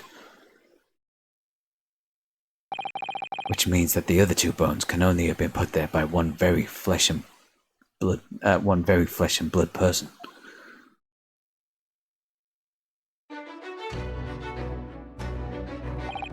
Huh. What's so funny? We're on a haunted ghost ship. A great detective, or a great mischief maker. Either way, I think I'd like to spend a little more time getting to know that man. And I'd like less of it. The great Herlock Sholmes. Alright, you know what, let's see if we can go and get that trophy that I missed.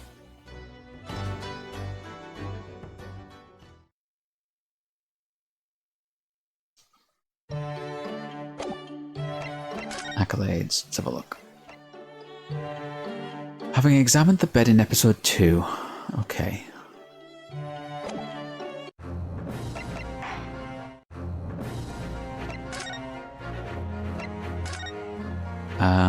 Sholmes' appearance, dance of deduction. I assume Sholmes' appearance?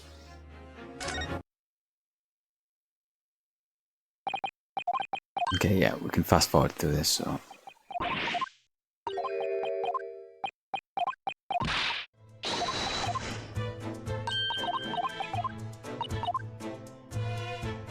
Okay, examine. Wait, can I examine the bed?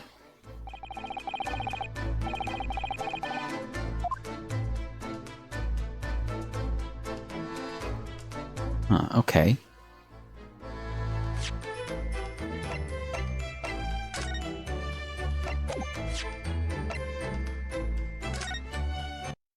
Where is...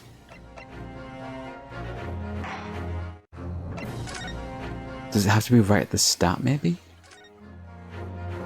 Oh, but the opening is so long. Maybe it's,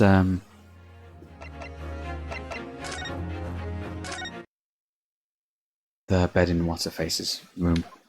Nicolina's.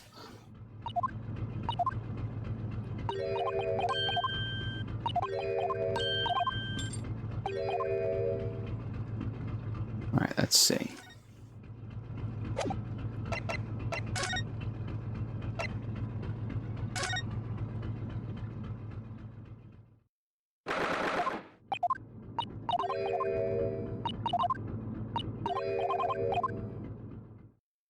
Alright, and examine.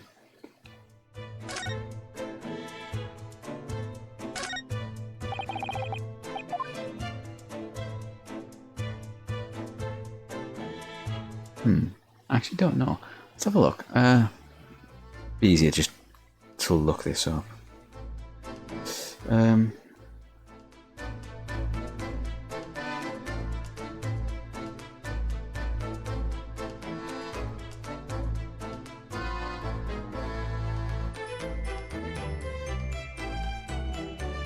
Well, Perfectionist Trophy.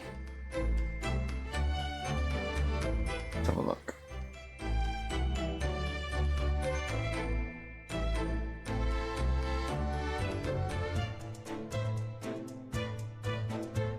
Okay. There's a moment when you need to present the closet. at the last part of the episode, if you click the bed instead. Okay, geez, I would not have guessed that.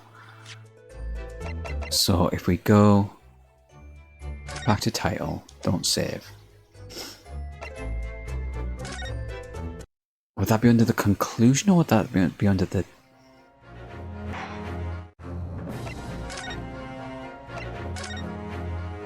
I assume that would be under conclusion. Let's see where this puts us.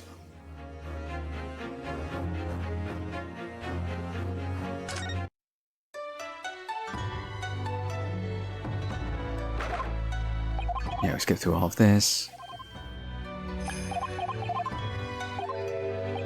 Right, I think we've gone too far. Okay, that's... I think the moment to present the wardrobe was just before this, so we need to go back to... God, we're gonna have to go through a bunch of stuff. That's fine. Second dance of deduction. I think we're just about there, so if you're watching this on the YouTube VOD or the highlights on Twitch, we should just be jumping straight to this point. We should have skipped over a whole lot of just going back through scenes just to get up to this point so that we can get this damn trophy. Because I wanted to do it on camera just in case there is some unique well, there will be some unique dialogue. If there's a trophy associated to it, there will be. Yes. Not quite there just yet, but we're getting there. We are getting there. It's like the very last fucking thing you have to point out. Apparently. Should be coming up on in a second. Yeah, it's like really long to get back to this point. There's just so much fucking dialogue. Just so much. No wonder my throat fucking kills me after the end of every single one of these streams, and I have to do like smaller ones. Although this one's like been fairly long. Wrapping this up. I think for the cases after this, they're going to be like much longer. I know I looked at it end of last stream to see how many segments each case was. So I think that I'll be splitting the cases up into more chunks, so it's not as like destructive on my throat.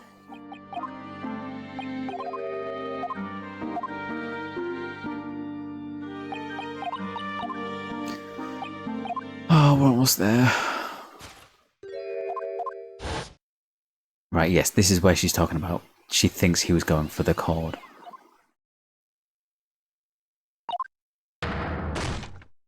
And her pushing him. So then we're going to get into the conversation of what did we think he was actually going for.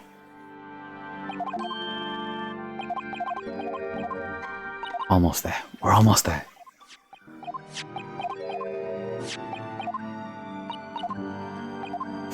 Come on, come on, come on, come on, come on, come on. Get to it, get to it, get to it.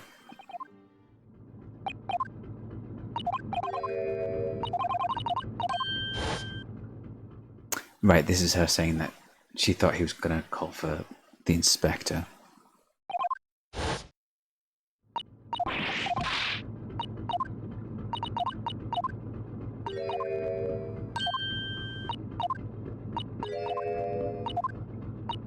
Right, here we go. The question's getting asked. Where do we think he was actually going for? The final deduction.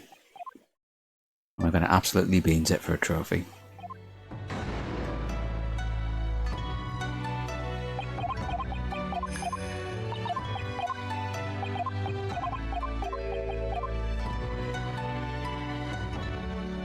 So we just have to examine the bed, I think? His bed. I remember him being annoyed about the pillow. He said it was too thin. He didn't put that big book of Japanese law underneath it, in fact. Didn't he put that big, thick book of Japanese law underneath it, in fact? Perhaps he was thinking of looking something up. Either that or talking to Miss Pavlova made him acutely tired. Yay. All that for a fucking... God damn it. That's it? That's the only new dialogue we got? God damn it. Take that! That was a lot of effort getting back here. Just to do that. God, yeah.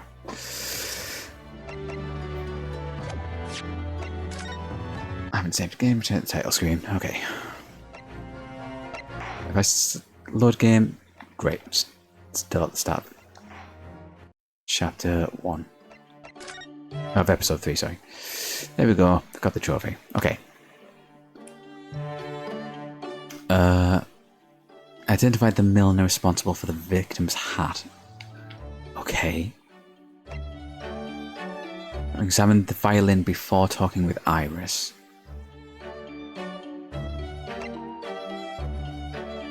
Examined the fireplace in Mr. Sholmes' suite. Whilst with Sasato. Okay. Whatever that is. We've got 2 mystery ones. Alright. Yeah, well, I'll have to remember to take a look at these before we do these episodes, just to make sure that I, like, remember to do them. Like, so that I don't have to go back through. But yeah, that is going to be it for Ace Attorney Chronicles. This was our little palette cleanser between FromSoft games. So the next one is going to be Bloodborne, which we'll start next stream. Looking forward to it. It's going to be really weird playing that through that, because the Elden Ring DLC is also going to be coming out in like a week's time. So I'm probably going to be playing both at the same time. Just maybe some confusion with controls happens. We'll see. But yeah, that is going to be it for today. Thank you very much for watching, and I'll see you guys next time. Cheers. Bye.